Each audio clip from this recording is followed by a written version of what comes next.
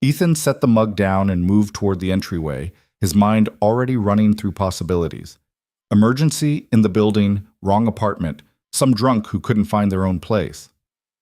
He glanced back toward the hallway where Oliver's door remained closed, then unlocked the deadbolt and pulled the door open. Sloane Carrington stood in the hallway. For a moment, Ethan's brain refused to process what he was seeing. It was like finding a lion in your living room, so fundamentally out of context that understanding lagged several seconds behind perception. Sloane Carrington, CEO of Carrington Dynamics, the woman whose signature appeared on his paychecks, the woman he'd seen exactly 4 times in person, always from a distance, always surrounded by an entourage of assistants and executives. The woman who existed in an entirely different stratosphere of wealth, power, and influence. She stood there in a wrinkled black dress, heels in one hand, mascara tracked down both cheeks. Her hair, usually pulled into a flawless knot, hung loose and tangled around her shoulders. She looked like she'd been crying for hours. She looked like she'd walked through hell to get here. She stopped, swallowed. Her voice came out hoarse. I didn't know where else to go. Ethan stood frozen, one hand still on the doorframe. His mind scrambled for an explanation. Maybe she had the wrong apartment. Maybe this was some bizarre corporate emergency he didn't understand. Maybe he was still asleep and this was the weirdest stress dream he'd had in months. Miss Carrington, he managed. She flinched at the name like he'd slapped her. They stood there in silence, staring at each other across the threshold. Ethan became acutely aware that he was wearing sweatpants and an old Northwestern t-shirt with a coffee stain near the collar. That his hair was doing that thing where it stuck up on one side. That his apartment behind him was clean, but deeply, obviously ordinary.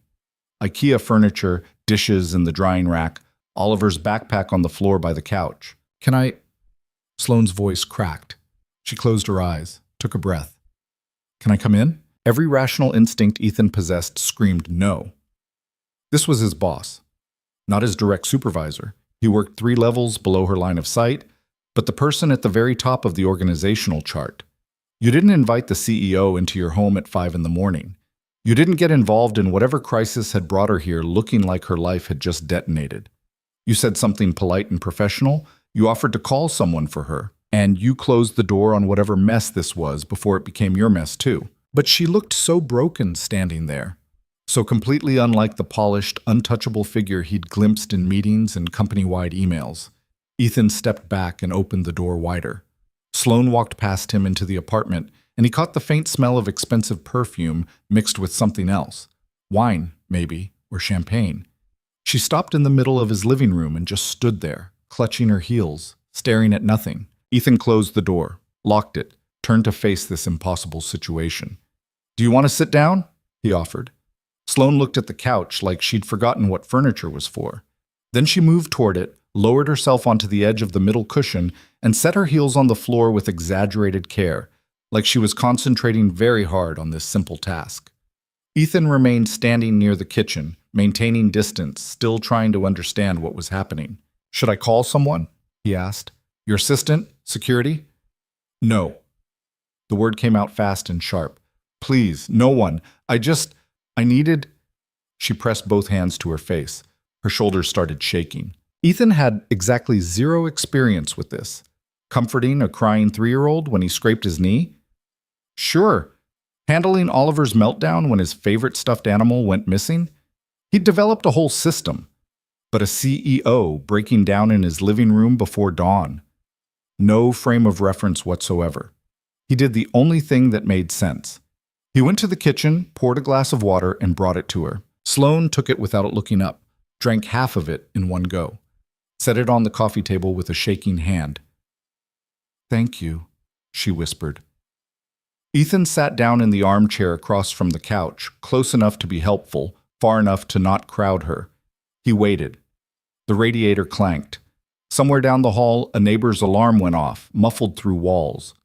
Normal morning sounds in a normal building, except nothing about this morning was normal.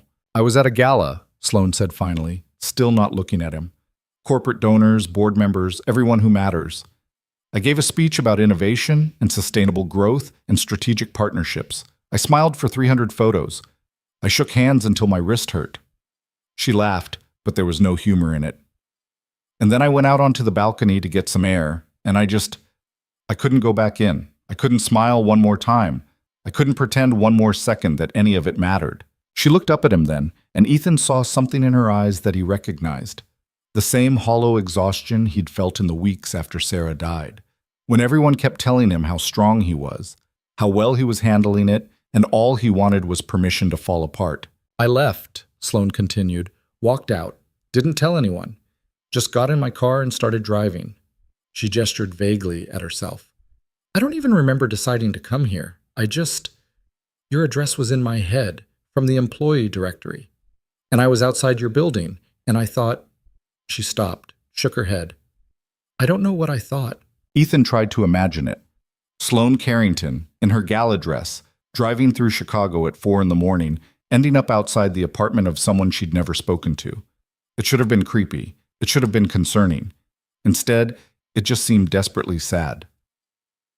Why me? He asked quietly. Sloane was quiet for a long moment. When she spoke, her voice was barely audible. I saw you once, she said, 3 months ago, in the lobby. You were with your son. He dropped his backpack and everything spilled out. Books, crayons, some kind of toy dinosaur. And you got down on the floor with him and helped him pick it up. You weren't frustrated. You weren't in a hurry. You were just present. Like nothing else in the world mattered except making sure he knew it was okay. She met his eyes. I watched you for maybe 30 seconds, and I thought, that's what it looks like. That's what it looks like when someone actually gives a damn. Ethan felt something twist in his chest. I know this is insane, Sloane said quickly. I know I shouldn't be here. I know this is completely inappropriate and probably illegal in some HR sense, and you have every right to call building security or whoever you call when your CEO shows up at your door having a breakdown. She stood up abruptly. I should go. I'm sorry. This was a mistake. Wait. Ethan stood too. You don't have to go. Sloane stopped halfway to the door, turned back. You don't know me. You don't owe me anything. I know. Ethan shoved his hands in his pockets, trying to find the right words. But you look like you shouldn't be alone right now. And I'm already awake, so. He shrugged. Stay. Have some coffee. Catch your breath. Then you can figure out what comes next. Sloane stared at him like he'd just offered her something impossible. Why would you do that? She asked. Ethan thought about the weeks after Sarah's funeral, how people had brought casseroles and condolences and then disappeared when he needed them most, how he'd spent night after night sitting alone in the dark, drowning, because everyone assumed he wanted privacy, how isolation had nearly destroyed him. Because sometimes the worst thing you can do is leave someone alone with their own head, he said. Sloane's eyes filled with tears. She looked away, blinking hard. Okay, she said softly. Okay. Coffee would be. Thank you. Ethan went to the kitchen and started a fresh pot.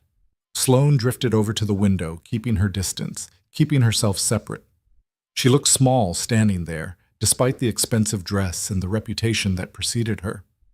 Does your son know who I am? She asked.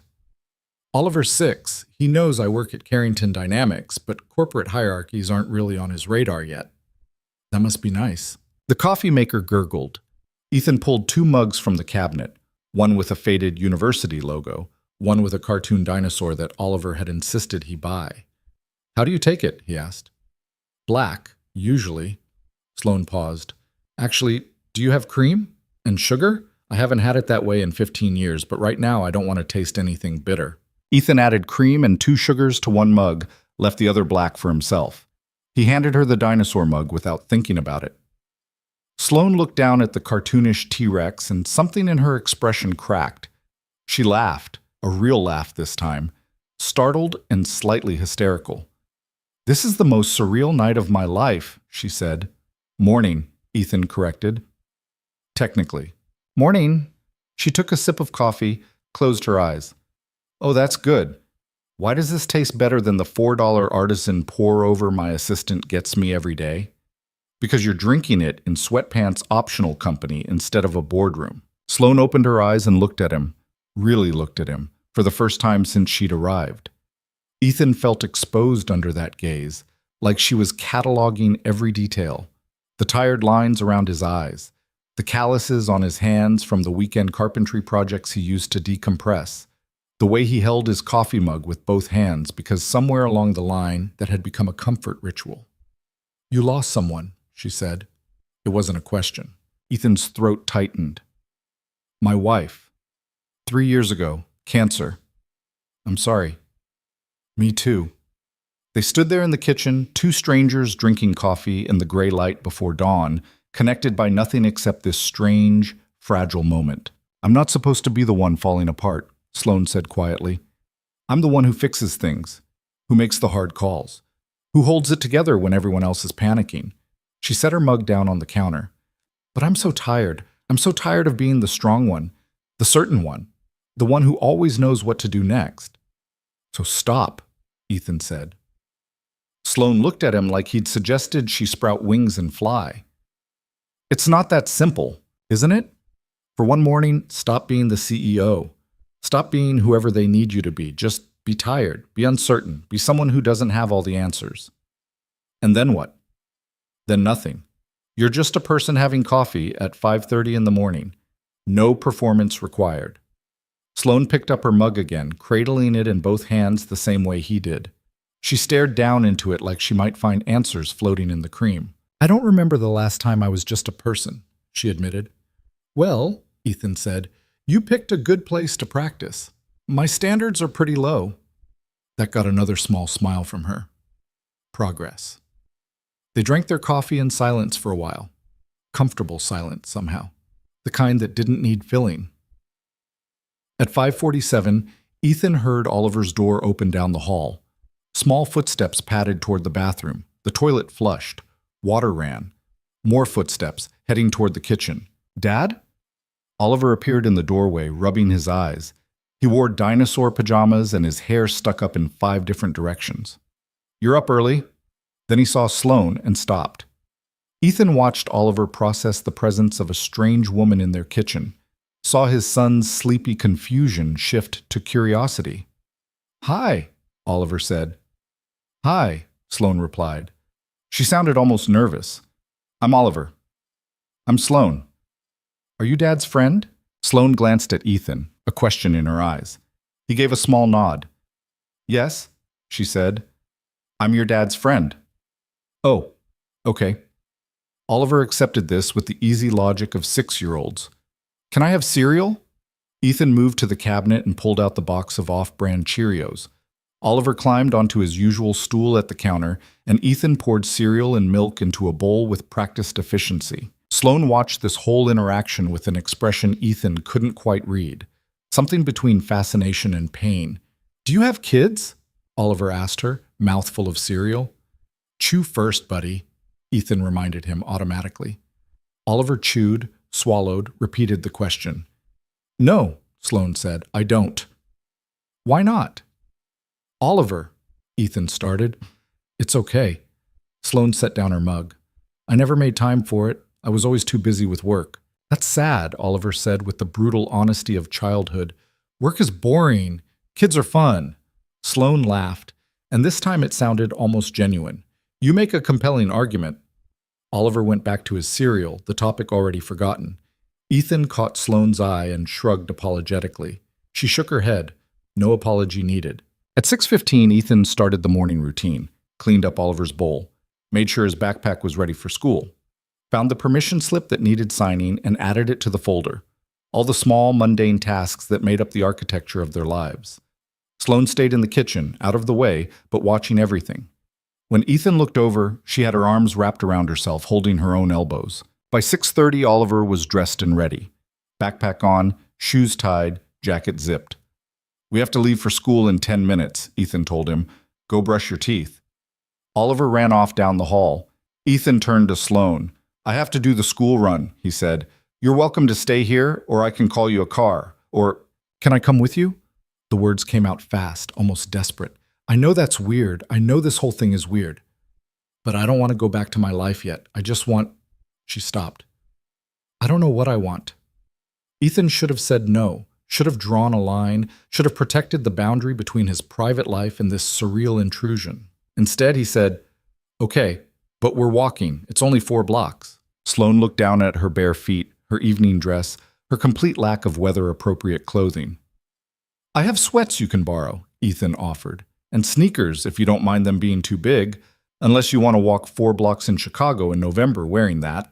5 minutes later, Sloane emerged from the bathroom wearing Ethan's Northwestern hoodie and a pair of his old running pants rolled at the waist and ankles. The sneakers were comically large on her feet. She'd pulled her hair into a messy ponytail and scrubbed most of the makeup off her face. She looked nothing like the CEO of Carrington Dynamics. She looked real. Oliver stared at her. You look funny. Oliver, Ethan warned. Different funny, Oliver clarified, like a regular person. Sloane smiled. Thanks, I think. They left the apartment together, Ethan, Oliver, and the CEO dressed in borrowed sweatpants. If anyone had told Ethan yesterday morning that this would be his life today, he would have laughed them out of the room. The November air bit cold and sharp. Oliver chattered about something that happened at school yesterday, some complicated social dynamics involving who got to be the T-Rex at recess. Sloane walked beside them, hands shoved in the hoodie pocket, quiet. 4 blocks had never felt so long and so short at the same time. Horace Mann Elementary came into view, a brick building with bright murals painted on the side, kids streaming through the front doors in clusters of backpacks and noise. That's my school, Oliver announced proudly, as if Sloane might not have figured that out. They stopped at the edge of the schoolyard. Other parents milled around, doing drop-off, chatting in small groups. Normal morning chaos. Ethan crouched down to Oliver's level. Have a good day, okay? Remember, I'm picking you up at 3:15. I know, Dad. Oliver threw his arms around Ethan's neck, squeezed tight, then let go and ran toward the building without looking back. That was Oliver. Always forward, never hesitant. Ethan stood and found Sloane watching him with that same unreadable expression. What? He asked. You're a good father. I'm a tired father who makes it up as he goes. Same thing, I think. They turned and started walking back toward the apartment. Slower this time. No 6-year-old setting the pace. Thank you for letting me come, Sloane said after half a block. That was, I don't know, normal. It felt normal. It was normal. That's just what mornings look like in my world.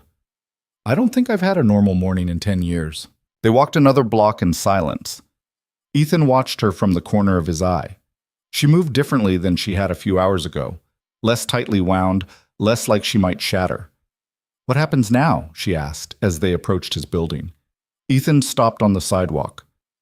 What do you want to happen? Honestly, I want to not exist for a few more hours. I want to not be Sloane Carrington. I want to not make decisions or face consequences or figure out how I'm going to explain last night to my board. She looked up at his building. But that's not fair to you. You've already done more than anyone should reasonably do for a stranger who showed up at their door having a crisis. You're not a stranger anymore, Ethan said. You're someone who borrowed my sweatpants and met my kid. That's practically family. Sloane laughed, and it sounded less broken than before. Come on, Ethan said. I have 2 hours before I have to log in for work. You cannot exist on my couch for a while. No decisions required. They went back upstairs. Sloane collapsed onto the couch like someone had cut her strings. Ethan brought her a blanket without asking, and she pulled it up to her chin. I should let you work, she said, eyes already closing. I'm ahead on my projects. I can take a morning. That seems like a poor professional choice. I'm making a lot of those today. Sloane smiled without opening her eyes. Within minutes, her breathing evened out into sleep. Ethan settled into the armchair with his laptop and pretended to answer emails. Mostly he just watched the CEO of his company sleep on his couch, wrapped in his blanket, looking more peaceful than she'd looked all morning. This was insane. This was going to complicate everything. This was the worst possible decision he could make for his career, his stability, his carefully constructed life. And yet, Sloane slept until noon. When she finally stirred, she looked disoriented for a few seconds before memory caught up with her. She sat up, pushing hair out of her face. I fell asleep. You did. On your couch. That too. She looked around the apartment like she was seeing it for the first time. Took in the framed photos on the bookshelf. Oliver at various ages, Sarah smiling and a few of the older ones. The stack of library books on the coffee table. The drawing Oliver had taped to the fridge.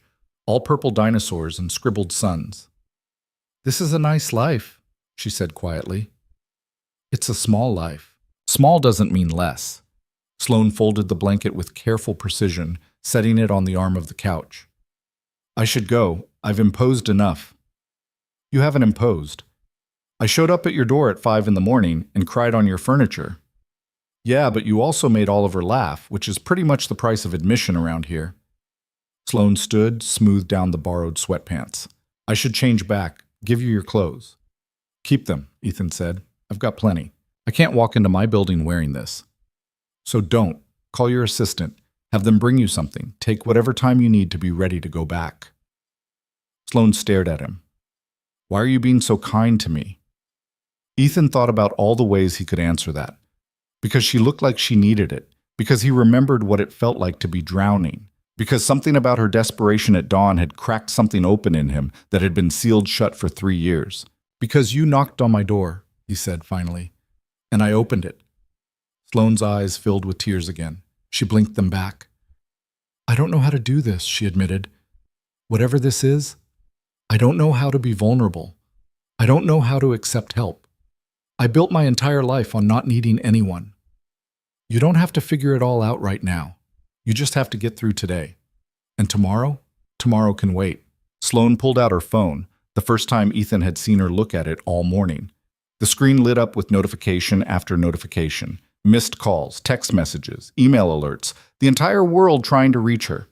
She looked at it for a long moment, then turned it off and put it back in her pocket.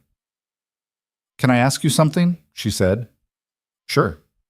Will you have coffee with me again? Tomorrow morning, before the world starts demanding things. Ethan knew he should say no, knew this was already too complicated, too strange, too likely to blow up in his face. 5:30? He offered. 5:30, Sloane agreed. She called her assistant from the bathroom, gave some explanation Ethan couldn't hear. 20 minutes later, a sleek black car pulled up outside with a garment bag and a pair of heels. Sloane changed, emerged looking more like herself, polished, professional, untouchable. But when she handed back his folded sweatpants and hoodie, her hands were shaking. Thank you, she said. For everything. For not asking questions, for not judging, for just letting me fall apart.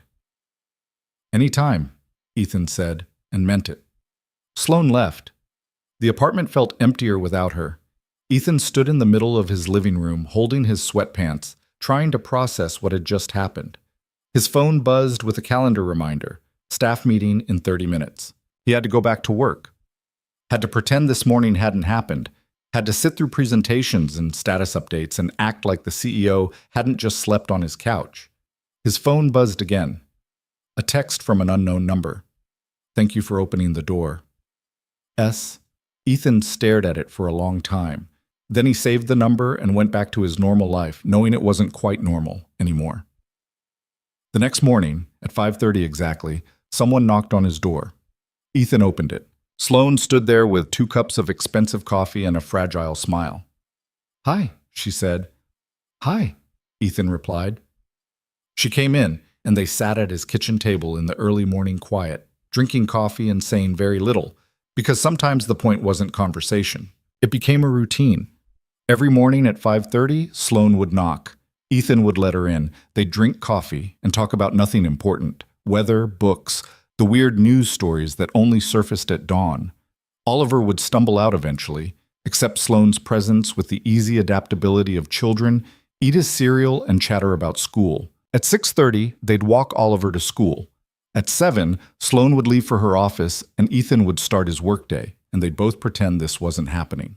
A week passed, then 2, then a month. They didn't talk about what it meant, didn't label it, didn't acknowledge that this secret morning ritual was becoming the most honest part of both their days. But something was shifting. Sloane started smiling more, started showing up without makeup, in comfortable clothes, started asking Ethan about his life, his past, his plans for the future, started talking about hers, not the corporate strategy version, but the real one.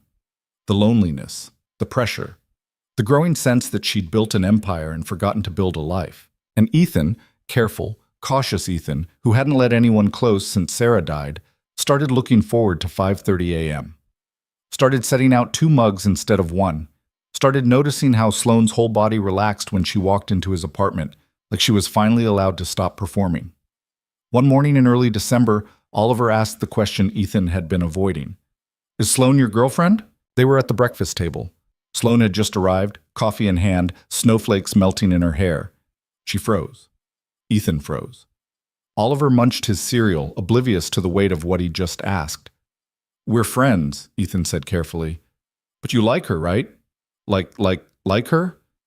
"Oliver, it's okay if you do. Mom's been gone a long time. She'd probably want you to like someone." The room went very quiet. Sloane set down her coffee. Ethan couldn't look at either of them. "Your mom loved your dad very much," Sloane said softly. "And you. If she wanted anything, it was probably for both of you to be happy." Oliver considered this with 6-year-old seriousness. "I'm happy. Are you happy, Dad?" Ethan looked up and met Sloane's eyes across the table. "Yeah," he said. "I think I am." Sloane smiled, a real smile, the kind that reached her eyes and made her look 10 years younger. "Me too," she said. Oliver nodded, satisfied, and went back to his cereal. Just like that, the truth was out there between them. Acknowledged. Real. After they dropped Oliver at school, they stood on the sidewalk in the cold morning light, breath fogging between them. "Your kid is perceptive," Sloane said. "Terrifyingly so." "Is he right? Do you—" She stopped. "This is ridiculous. I negotiate million-dollar deals without blinking. I can't ask a simple question." "Yes," Ethan said. "He's right. I like you. Like you." Sloane laughed, surprised and delighted and nervous all at once. "I like you too," she said. "I don't know what to do with that, but I like you. We don't have to figure it out right now. That seems to be our approach to everything. It's working so far." They stood there a moment longer, not touching, just being. Then Sloane's phone buzzed with the first of many urgent messages, and the real world came crashing back in. "I have to go," she said reluctantly. "I know. Same time tomorrow?" "Always." Sloane walked away toward her waiting car, and Ethan watched her go, feeling something unfamiliar unfolding in his chest. Hope, maybe. Or possibility. Or just the terrifying, exhilarating sense that his carefully controlled life was about to get a lot more complicated. And he was okay with that. The shift happened so gradually that Ethan didn't notice it at first. Small things. Sloane started leaving a toothbrush in his bathroom, a spare pair of shoes by the door, a jacket on the hook next to Oliver's backpack. None of it planned, none of it discussed, just the slow accumulation of presence, like sediment building into something solid. By mid-December, she was showing up 6 days a week instead of 5. By January, she had a drawer. They still hadn't kissed, hadn't defined what this was, hadn't acknowledged that what started as refuge had become something neither of them quite knew how to name. They just kept showing up at 5:30, kept drinking coffee in comfortable silence, kept pretending this was sustainable. It wasn't. The first crack appeared on a Tuesday morning in late January. Sloane arrived 10 minutes late, which never happened. When Ethan opened the door, she looked wrecked.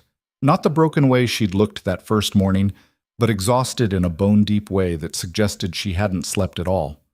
"Board meeting yesterday?" she said, brushing past him into the apartment. "Lasted until midnight. Then I had emails until 3. Ethan closed the door and watched her collapse onto the couch. "Did you sleep at all?" "Does 20 minutes in my office count?" "Not really." "Then no." She rubbed her eyes. "I should have just stayed home. I'm useless like this." "You want to skip the school walk today?" Sloane's head snapped up. No, I need—" She stopped. "That's the only part of my day that feels real anymore. Everything else is just performance." Ethan sat down next to her, leaving careful space between them. "You know you don't have to come here every morning, right? If it's too much, if you need to sleep or handle work or just have time to yourself, I don't want time to myself." The words came out sharp, almost angry. "I've had 38 years of time to myself. I know exactly what that looks like, and I'm tired of it." They sat in silence. The coffee maker beeped, ignored. "What do you want?" Ethan asked quietly. Sloane turned to look at him. Her eyes were red-rimmed, her hair pulled back in a messy knot that had come half undone. She looked nothing like the polished CEO, and everything like someone hanging on by her fingernails. "I want this to be my real life," she said. I want the morning coffee and the school walks and the stupid dinosaur cereal. I want Oliver asking me random questions about why clouds float. I want you explaining carpentry joints at 6 in the morning because it helps you think. I want normal. I want small. I want... She stopped, swallowed hard. I want to stop pretending this is just a break from my actual life and accept that this is the only part of my life that doesn't feel like slow suicide. Ethan's heart kicked hard against his ribs. Sloane! I know it's not fair. She stood up abruptly, started pacing. I know I'm the one who built that life. I'm the one who chose the company over everything else. I'm the one who spent 20 years climbing and clawing and sacrificing until there was nothing left except the crown. And now I'm standing here in your apartment saying, I want to throw it all away for breakfast routines and elementary school drop-offs, and that's insane. That's not how the world works. That's not how any of this works. Maybe it could be, Ethan said. Sloane stopped pacing. What? Maybe it could work like that if you wanted it to. You don't know what you're saying. You don't know what it would cost. Then tell me. Sloane shook her head. The board is already asking questions. They've noticed I'm different, softer, distracted, less aggressive in negotiations. They think I'm losing my edge. She laughed bitterly. They're right. I am losing my edge. I don't want the edge anymore. I want to be a person who gives a damn about things that matter, not a shark who only knows how to bite. Ethan stood and crossed to her. Still didn't touch her, but stood close enough that she had to look up to meet his eyes. What would happen if you told them the truth? He asked. What truth? That you're tired, that you want a different life, that you're not interested in being the person they need you to be anymore. They'd force me out, or I'd have to resign. Either way, I'd lose everything I spent 2 decades building. Would you? Yes, obviously. You'd lose the title, Ethan said, the power, the 70-hour weeks and the midnight emails and the board meetings that last until you want to scream.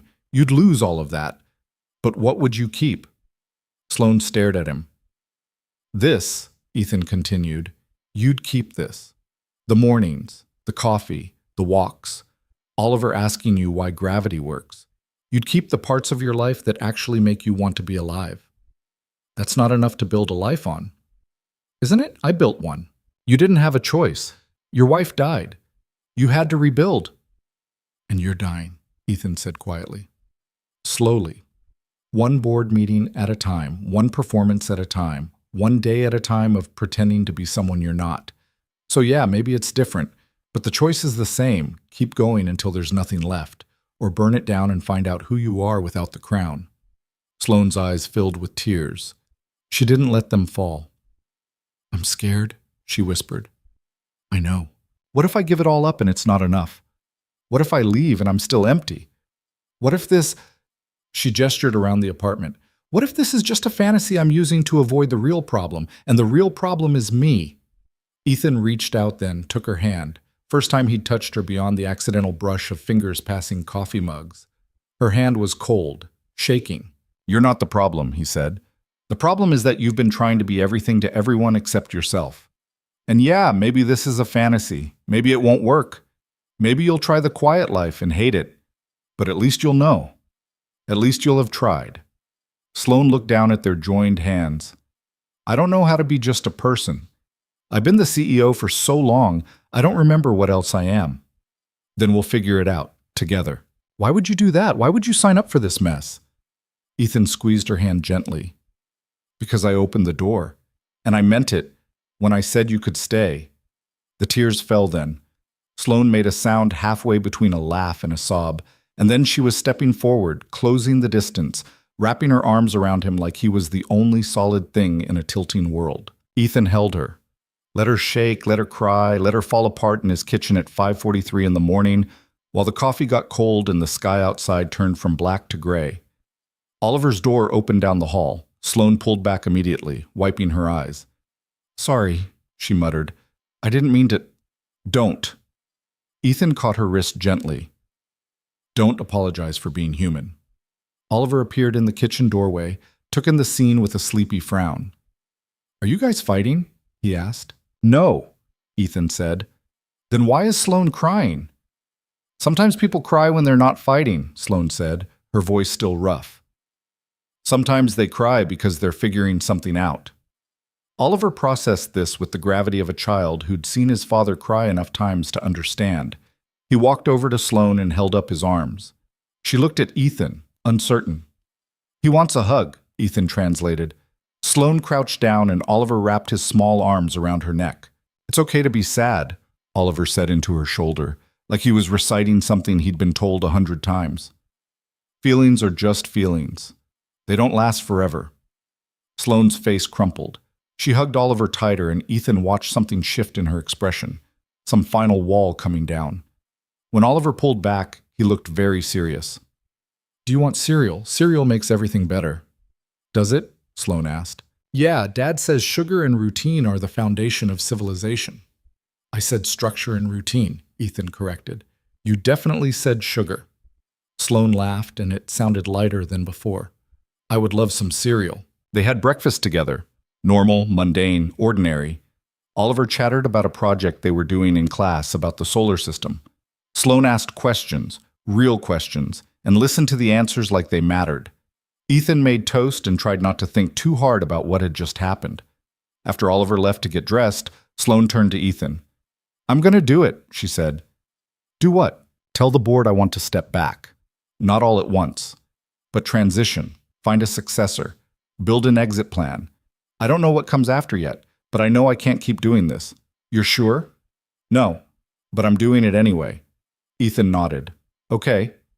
Okay? Okay." Sloane smiled.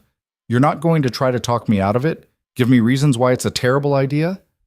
"You don't need more people telling you what to do. You need someone who trusts you to figure it out, even if I mess it up?" "Especially then." They walked Oliver to school through January slush, the three of them bundled against the cold. Oliver ran ahead, throwing snowballs at imaginary targets. Sloane walked beside Ethan, their hands brushing every few steps but not quite holding.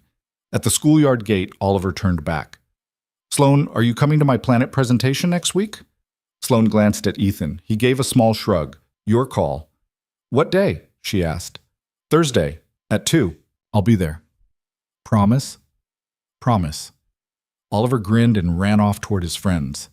Ethan and Sloane walked back in silence, a different kind of silence than before.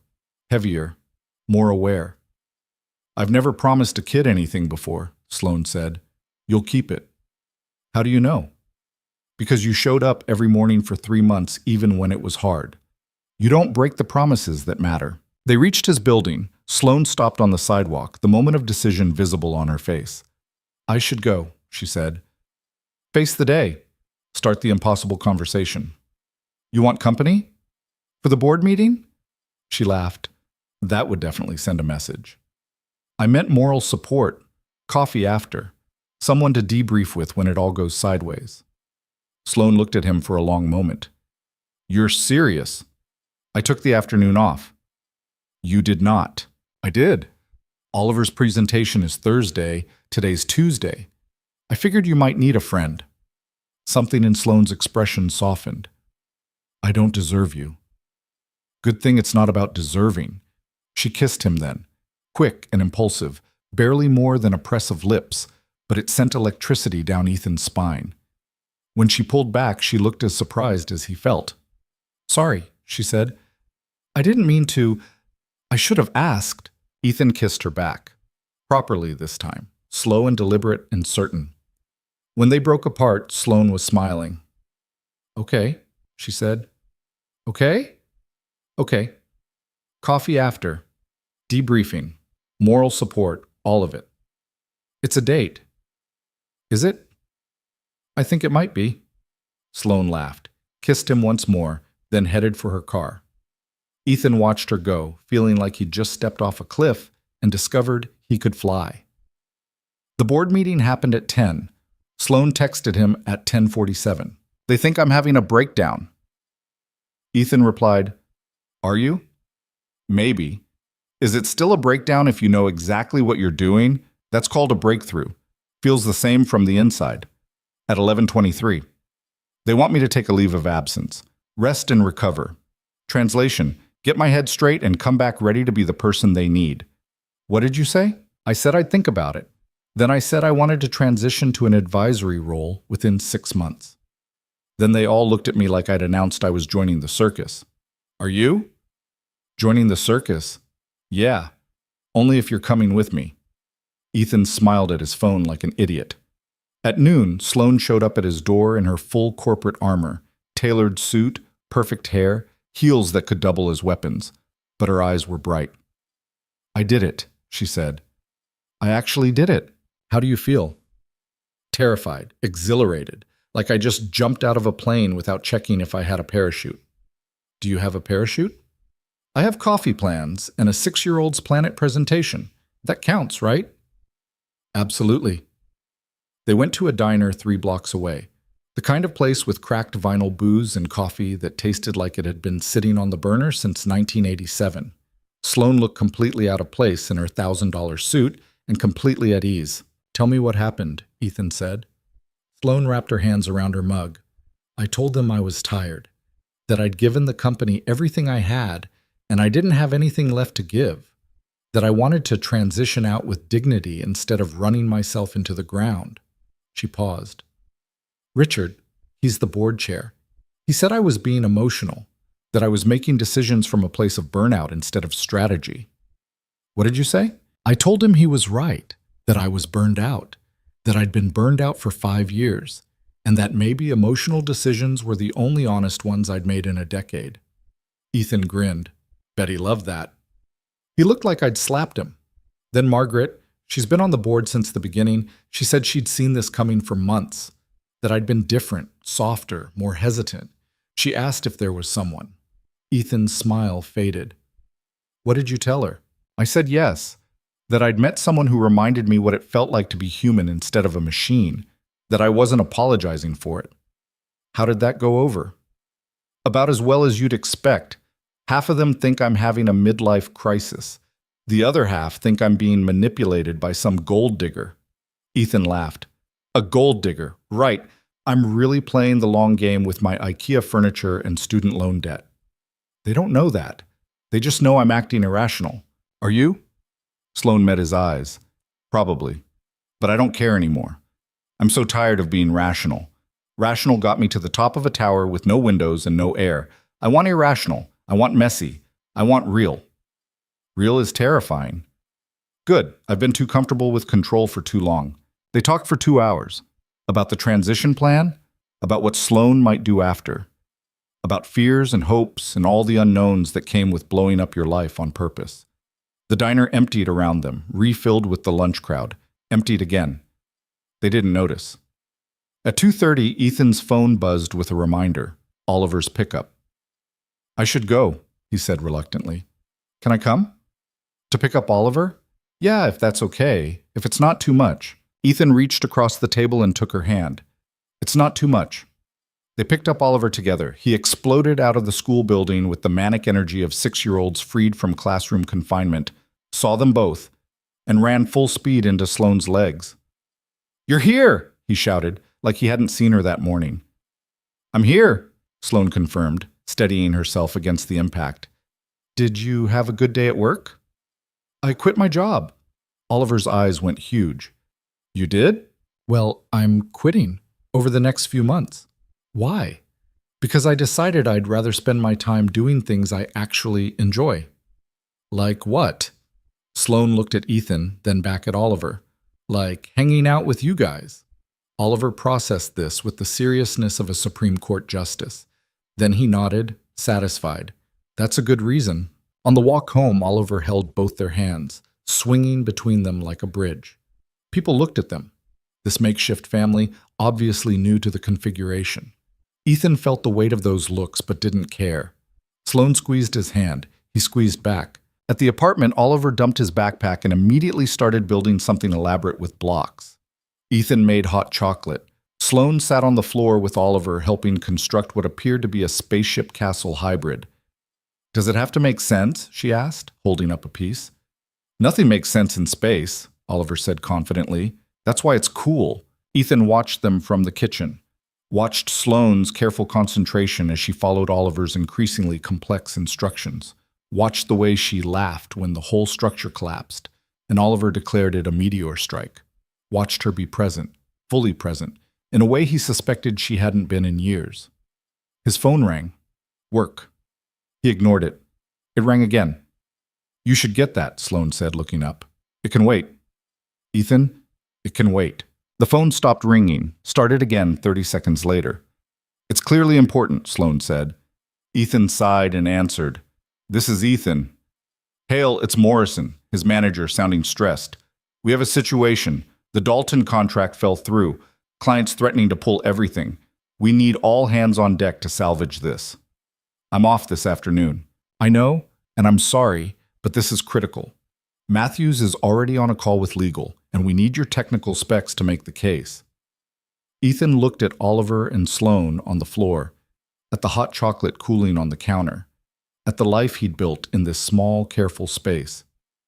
I can't, he said. Silence on the other end. What? I can't come in. I took the afternoon off for a reason. It's important. This contract is worth $2 million, and my afternoon is worth more than that to me. More silence. Then, Hale, I need you to think very carefully about what you're saying. I have. The answer is no. This could affect your position with the company. Then I guess it does. Ethan hung up. Sloane stared at him. Did you just... Yeah. For us? For me. For what I want my life to look like. Oliver looked up from his blocks. Are you in trouble, Dad? Maybe, probably. Is it bad trouble? Ethan sat down on the floor next to them.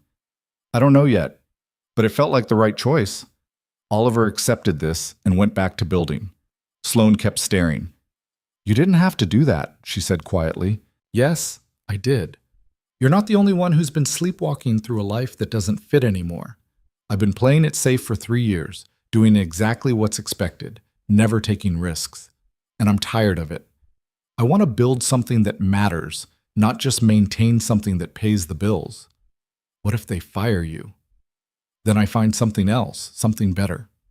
You have a kid to support, a mortgage, responsibilities.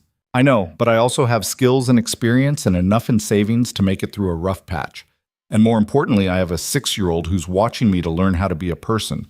What do I want to teach him? Play it safe? Never risk anything? Or that sometimes the right choice is the hard one? Sloane's eyes were shining. You're insane. Learning from the best. She kissed him. Right there on the floor, surrounded by blocks and hot chocolate and the wreckage of the structures they'd both built. Oliver made a disgusted noise. Gross. They broke apart, laughing. You'll get used to it, Ethan told him. Do I have to? Yeah, probably. Oliver sighed dramatically and went back to his spaceship castle. That night, after Oliver was in bed, Ethan and Sloane sat on the couch in the dark. Not talking, just being. This is really happening, Sloane said. Yeah, we're really doing this. Looks like it. It's going to be messy. Probably. People are going to talk at the company, in your life, mine. They're going to have opinions. Let them. Sloane turned to look at him. You're not worried? I'm terrified, Ethan admitted, but I'm more terrified of waking up in 5 years and realizing I let this go because it was complicated. What if it doesn't work? What if we crash and burn? Then we crash and burn, but at least we'll know we tried. Sloane leaned her head on his shoulder. Ethan put his arm around her. They sat like that for a long time, watching the lights of the city through the window. Two people who'd spent so long being strong that they'd forgotten how good it felt to be soft. I love you, Sloane said quietly. I know it's too soon. I know it's crazy, but I love you. Ethan's heart kicked hard. I love you too. Really? Really. Have for a while now. Just didn't want to scare you off. I'm already scared. Might as well be scared together. That's the most romantic thing anyone's ever said to me, Sloane laughed. We're terrible at this. The worst. Good. I don't want perfect. I want real.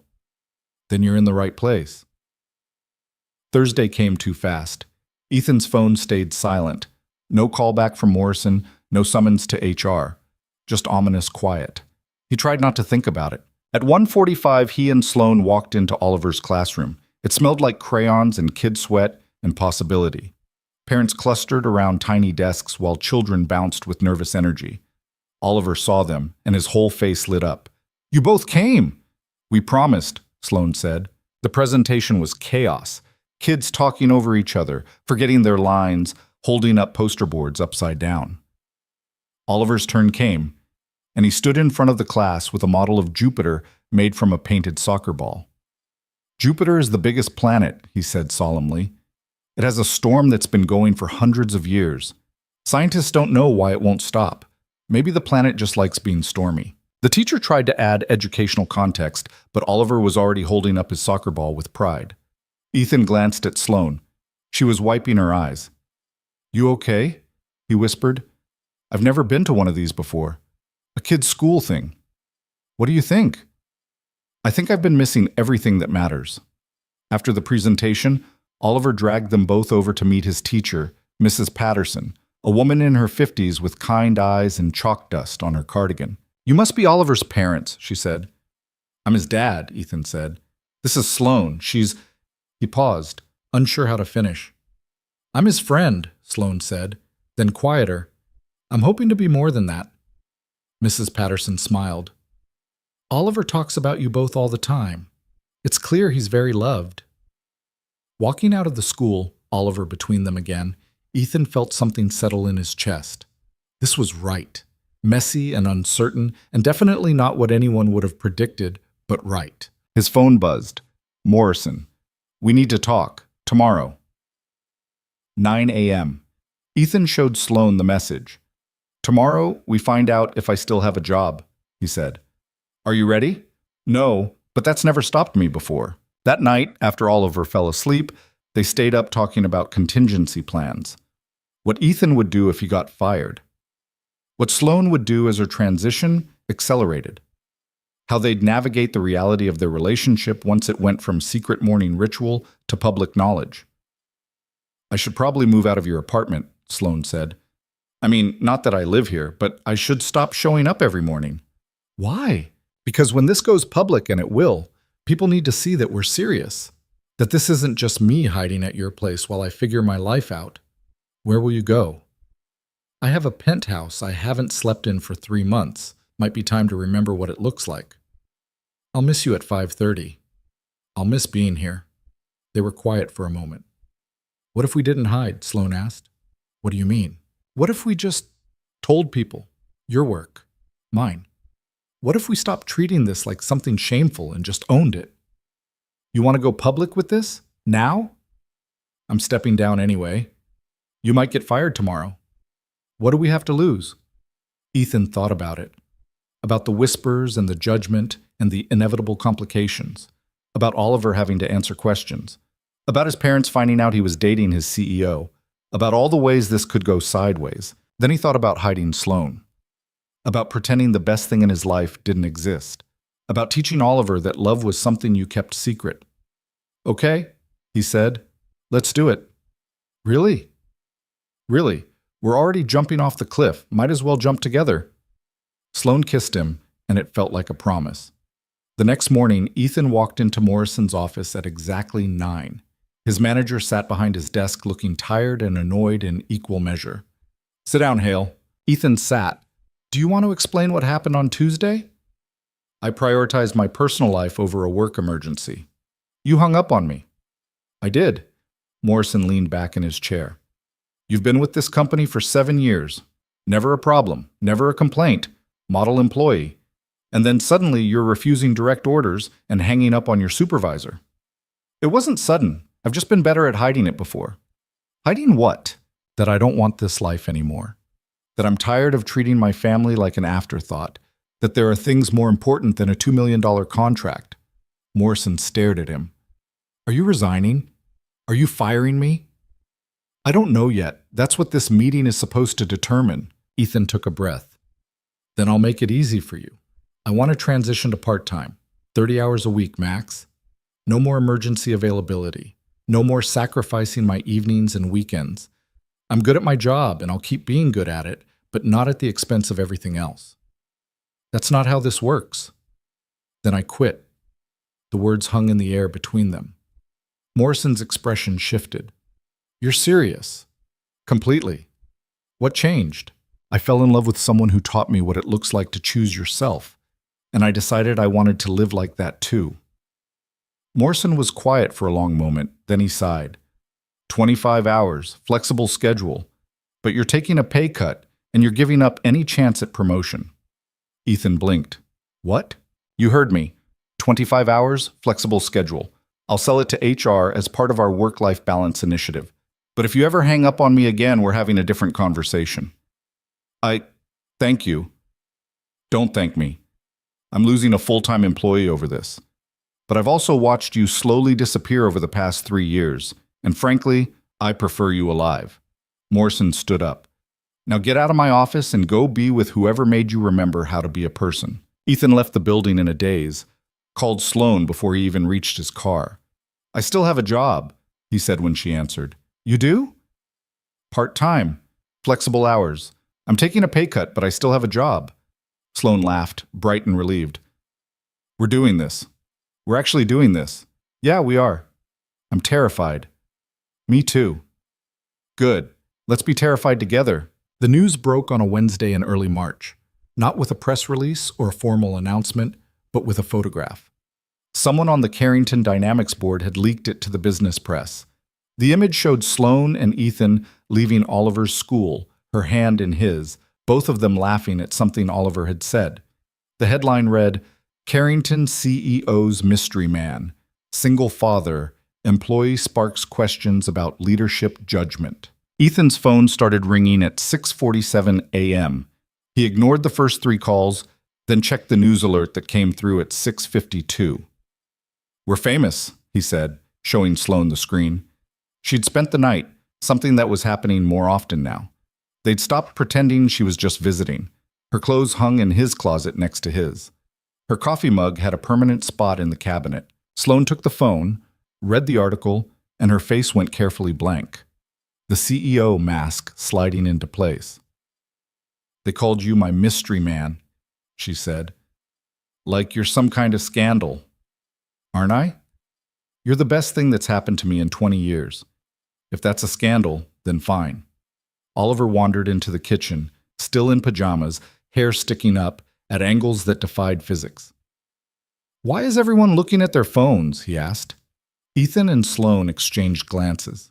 There's a picture of us online, Ethan said carefully, from your school. Some people are talking about it. Oliver climbed onto his stool, suddenly interested. Can I see? Sloane showed him the photo on the phone. Oliver studied it with the seriousness of an art critic. We look happy, he said finally. We are happy, Sloane replied.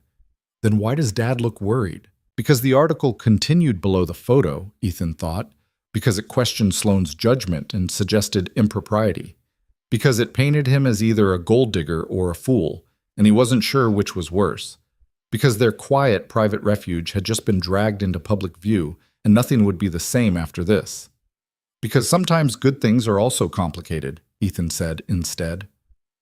Oliver accepted this with a shrug and asked for cereal. By 8 a.m., Ethan's phone had 17 missed calls. His parents, his brother, coworkers. People he hadn't spoken to in years, suddenly very interested in his personal life. Sloane's phone was worse. She'd turned it off entirely. I have a board meeting at 10, she said, staring at the blank screen. Emergency session. Richard called it last night before this even published. Someone must have tipped him off that the photo was coming. What are you going to tell them? The truth. That I'm in love with you. That I'm not apologizing for it. That they can accept it or force me out. But either way, I'm not hiding anymore. That's a good speech. Think it'll work? Probably not, but it's still the right thing to say. Sloane laughed, but it sounded strained. I knew this was coming. I knew the moment we decided to go public that it would get ugly. I just thought we'd have more time to prepare. Would more time have made it easier? No, but it might have hurt less. Oliver finished his cereal and looked between them. Are you guys going to break up? What? No, Ethan said quickly. Why would you think that? Because that's what happens when there's pictures and phone calls and people get weird. Tyler's parents broke up after someone took a picture of his dad with another lady. Ethan crouched down to Oliver's eye level. That's not what's happening here. The picture is of all 3 of us together. Nobody did anything wrong. Some people just don't like that Sloane and I are dating. Why not? Because I work for her company. Because she's my boss, kind of. Because there are rules about that sort of thing. Oliver frowned. But you like each other. We do. And you're not mean to each other. No? Then the rules are stupid. Sloane made a sound that was half laugh, half sob. Out of the mouths of babes. What? Oliver asked. It means you're smarter than most adults, Ethan translated. I know, Oliver said with absolute confidence and ran off to get dressed. Ethan stood and pulled Sloane into his arms. She buried her face against his shoulder. I don't want to go to that meeting, she whispered. So don't. I have to. If I don't show up, they'll say I'm hiding, that I'm ashamed. Are you? Of you? Never. Of the timing? Of how this looks? Maybe. Then tell them that. Tell them you wish it had happened differently, but it didn't, and you're dealing with it the best you can. Sloane pulled back enough to look at him. How are you so calm about this? I'm not. I'm furious that they're treating you like you committed a crime. I'm terrified that this is going to blow up both our lives. I'm worried about what it means for Oliver when his friend's parents start talking. But falling apart won't fix any of that, so I'm just getting through the next hour, then the next. That's all I know how to do. That's all any of us know how to do, Sloane said quietly. The board meeting started at 10. Sloane left at 9:30, dressed in her full armor again, hair perfect, makeup flawless. She looked untouchable, but Ethan had watched her hands shake while she put on her earrings. He kissed her before she left. Call me when it's over. What if it goes badly? Then call me anyway. I'll still be here. After she left, Ethan tried to work. Failed spectacularly. His email inbox had exploded with messages from coworkers, some supportive, most just curious. He ignored all of them. At 10:47, his brother called. Ethan answered. Hey? So you're dating a billionaire CEO, Marcus said without preamble. That's what we're doing now? Apparently. Mom's losing her mind. She called me at 6 this morning asking if I knew. I told her to call you. She did. 3 times. I didn't answer. Probably smart. She's in full interrogation mode. Marcus paused. So is it serious? The article made it sound like some kind of corporate scandal. It's serious. And it's not a scandal. We met, we fell in love, we're trying to build something real. The fact that she's technically my boss is complicated, but we're handling it. By going public? By not hiding. Marcus was quiet for a moment. Good for you, honestly. After Sarah died, I thought you were going to disappear into that grief forever. It's good to hear you sound alive again. Thanks. I think. How's Oliver handling it? Better than the adults? He asked if we were breaking up. I said no, and he went back to caring about important things like whether dinosaurs could swim. Marcus laughed. Kid's got his priorities straight. They talked for a few more minutes, Marcus asking questions that Ethan mostly couldn't answer because he didn't know what came next. Eventually, his brother had to go, and Ethan was alone again with his phone and his anxiety. The call from Sloane came at 12:15. How bad? Ethan asked immediately. Bad? Her voice sounded hollow. They want me to resign, effective immediately. They've already drafted a press release saying I'm stepping down due to personal reasons and a desire to pursue other opportunities. Can they force you out? Technically, no, but they can make my life hell if I stay. Constant scrutiny, second-guessing every decision, using this as ammunition against any initiative I support. They made it very clear that my credibility is shot. What did you say? I told them I'd give them an answer by end of day tomorrow. I need time to think. Come home, Ethan said, then realized what he'd said. I mean, come here, to the apartment, whatever you want to call it. Home sounds good, Sloane said quietly. I'll be there in 20 minutes. She arrived looking exhausted, not the broken way she'd looked that first morning, but worn down, like she'd been fighting a battle she couldn't win. Ethan made her sit on the couch, brought her tea, and waited. They had a whole presentation prepared, Sloane said eventually. Charts showing how my erratic behavior over the past 6 months has correlated with declining stock performance. Data on employee morale surveys suggesting people are confused by my softness. Quotes from competitors saying, I've lost my edge. She laughed bitterly. They weren't wrong. I have lost my edge. I just didn't realize they'd been documenting it so thoroughly. That's not erratic behavior. That's you remembering how to be human. To them, it's the same thing. And the relationship with you is the smoking gun. Proof that I've prioritized personal fulfillment over corporate success, that I've compromised my judgment, that I'm no longer fit to lead. Do you believe that? No. But I also cannot deny that I'm different. I'm softer. I do care less about market share and more about whether I'm home for dinner. I have prioritized personal fulfillment, and maybe that does make me unfit to lead a company that demands everything. Or maybe it makes the company unfit for you. Sloan looked at him. When did you get so wise? I'm not wise. I'm just tired of watching people destroy themselves for jobs that don't care if they live or die. They sat in silence for a while. Outside, the city hummed with its usual chaos. Inside, everything felt suspended. What do you want to do? Ethan asked. I want to tell them to shove their resignation up their collective ass and walk out with my head high. So do that. It's not that simple. There's stock options, severance packages, non-compete clauses. If I resign versus being forced out, the financial implications are completely different. How different? Sloan named a number that made Ethan's stomach drop. That's enough to live on for years. Or enough to lose if I play this wrong. What does your lawyer say? I haven't called her yet. I wanted to talk to you first. Ethan took her hand. Then here's what I think. You've given that company 20 years. You've made them billions.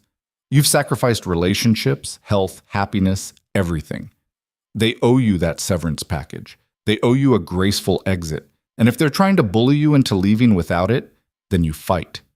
Not because you need the money, but because you deserve to leave on your terms. That could take months. Legal battles, negotiations, PR nightmares. So it takes months. We've got time. You say that like it's easy. It won't be easy. But you didn't come this far just to let them write the ending. Sloane's eyes filled with tears. I'm so tired of fighting. Then let me fight with you. You don't have to do this alone anymore. She collapsed against him, and Ethan held her while she cried. Not the desperate tears from that first morning, but something deeper. Grief for the life she was leaving behind, relief that she was finally leaving it, fear of what came next. When Oliver got home from school, he found them still on the couch.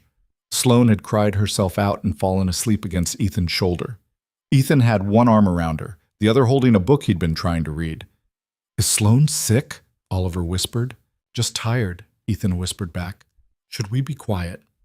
Probably. Oliver nodded seriously and tiptoed to his room with exaggerated care. 10 minutes later, he tiptoed back out with a blanket and draped it over Sloane with the focused concentration of a surgeon. She stirred slightly but didn't wake. Oliver climbed onto the chair across from the couch and pulled out his homework.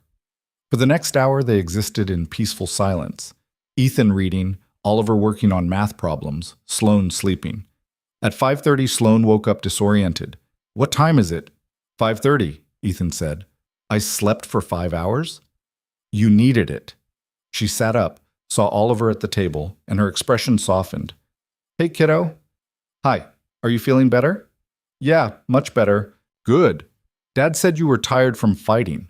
Sloane glanced at Ethan. He did he? Yep. He said sometimes grown-ups have to fight about boring stuff like jobs and money. That's pretty accurate. Did you win? I don't know yet. Still fighting. Oliver considered this. My teacher says winning isn't as important as trying your best. Your teacher sounds smart. She is. She has a hamster in the classroom and she lets us name it. That's very smart. Sloane laughed, and it sounded more real than it had in hours. They had dinner together, the three of them. Pasta with sauce from a jar because nobody had energy for anything complicated. Oliver chattered about his day, about the hamster whose name was apparently Sparkle Thunder, about a game at recess that involved dragons and rules that made no sense. Normal. Mundane. Perfect. After Oliver was in bed, Sloane and Ethan sat at the kitchen table with her laptop open between them. Okay, Sloane said, let's figure this out. They spent 3 hours going through her options, called her lawyer, who outlined the legal landscape in terms that made Ethan's head hurt, called her financial advisor, who ran numbers on different scenarios. By 11 p.m., they had a plan. Sloane would resign, but with conditions. Full severance package, stock options vested immediately, and a neutral public statement that didn't assign blame. In exchange, she'd agreed to a non-compete clause that kept her out of the industry for 2 years. 2 years is a long time, Ethan said. 2 years is nothing. I've given them 20. I can spare 2 more to be free. What will you do? I have no idea. And that's the most exciting thing I've felt in decades. The negotiations took 3 weeks. 3 weeks of lawyers and counteroffers and tense phone calls. 3 weeks of Sloane sleeping at Ethan's apartment more nights than not, her presence becoming so natural that Oliver started setting 3 places at the table without being asked. 3 weeks of the press having a field day. More photos appeared. Sloane at the grocery store with Ethan, the 2 of them at a park with Oliver. Candid shots that painted a picture of domesticity that the business world couldn't reconcile with the ruthless CEO they thought they knew. The think pieces were endless. The downfall of Sloane Carrington. When CEOs choose love over leadership. The cost of going soft in a hard industry. Sloane stopped reading them after the first week. They're not writing about me, she said. They're writing about whoever they need me to be to make their point. I don't have to carry that anymore. Ethan's coworkers were more subtle, but no less curious. Meetings got awkward when he walked in. Conversations stopped. People asked questions disguised as concern. Morrison called him in one afternoon. How are you holding up? His manager asked. I'm fine. The attention must be difficult. It's annoying, but it's temporary. People will find something else to talk about. Morrison nodded slowly. For what it's worth, I think you're handling this with a lot of grace. Both of you are. Thanks. But I need to ask, are you planning to leave, follow her to whatever comes next?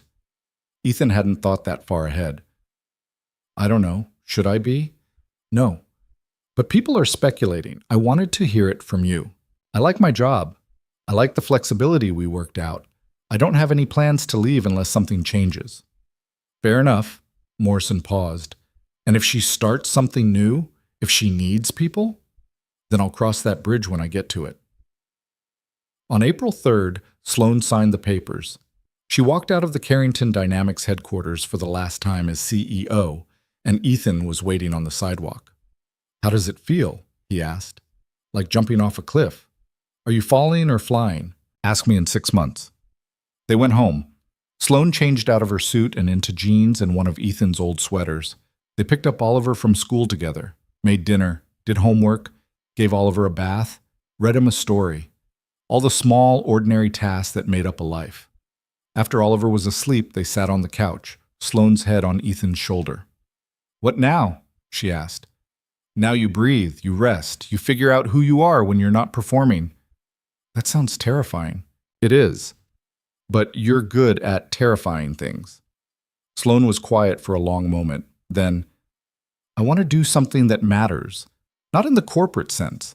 I don't care about market share or disruption or any of that anymore. I want to help people. People like me who got so lost in the climb that they forgot why they started. Like what? I don't know yet. Consulting maybe, coaching, something where I can use what I learned but not have to be that person anymore. She sat up, turned to face him. Does that sound crazy? No, it sounds like you.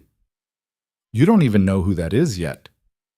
Sure I do. You're someone who shows up, who keeps promises, who loves hard when you let yourself, who's learning how to be soft after a lifetime of being sharp. That's who you are. Everything else is just details. Sloane kissed him, and it felt different than before. Not desperate or uncertain, but grounded. Real. Move in with me, Ethan said when they broke apart. Sloane blinked. What? Move in. Officially. Stop pretending you're just visiting. Bring your stuff. Take up space. Be here. This apartment is barely big enough for you and Oliver. So we'll get a bigger place. Together. You want to move? I want to build something with you. An actual life, not just stolen mornings and borrowed time. I want to wake up next to you and know you're staying. I want Oliver to have stability, not confusion about where you'll be tomorrow. That's a big step. I know, but I'm ready if you are. Sloane looked around the apartment, at the photos on the shelf, the toys in the corner, the life that Ethan had built here with Oliver, a life that had room for her now. Okay, she said. Okay, let's do it. Let's find a place. Let's build something real. Ethan grinned. Yeah? Yeah. But I'm picking the neighborhood. Your taste in real estate is questionable. I live in a two-bedroom walk-up. Exactly. They spent the next month house hunting. It was harder than either expected because they had different criteria. Sloan wanted space and light and proximity to cultural centers. Ethan wanted good schools and a backyard and reasonable property taxes. Oliver wanted a house with at least 3 secret hiding spots and wouldn't budge on that requirement. They found it in early May. A 3-bedroom bungalow in Lincoln Park, old enough to have character but updated enough to be livable. Hardwood floors, a real kitchen, a yard with an actual tree. Walking distance to a good elementary school, close enough to downtown that Sloan could get anywhere she needed to be, far enough out that it felt like a neighborhood. It was expensive. Not by Sloan's standards, but well beyond what Ethan could have afforded alone. We'll split it, Sloan said when they were reviewing the offer. That's not even close to fair. You're putting down 10 times what I can. So, we're building this together. Fair doesn't mean equal. Sloan, Ethan, I have more money than I'll ever need. You have a kid and a part-time job and student loans. Let me do this. Let me invest in us. He wanted to argue, wanted to insist on keeping things separate, maintaining independence, not becoming the guy who lived off his girlfriend's wealth. But she was right. Fair didn't mean equal. Okay, he said, but I'm paying for groceries. Deal. They closed on the house in June, spent 2 weeks painting and unpacking and arguing about furniture placement. Oliver claimed the bedroom with the window seat and immediately designated it as secret hiding spot number 1. Sloan's belongings arrived in waves. Boxes from her penthouse that she'd apparently never unpacked in the 5 years she'd lived there. Furniture she'd forgotten she owned. A life in storage, finally finding a place to exist. The first night in the new house, they ordered pizza because the kitchen was still half-packed. Sat on the floor eating from paper plates while Oliver ran circles around them, high on the excitement of a new space. This is real, Sloan said, looking around at the chaos. Yeah, Ethan agreed. We really did this. We really did. Are you happy? Are you? I asked first. Ethan looked at her.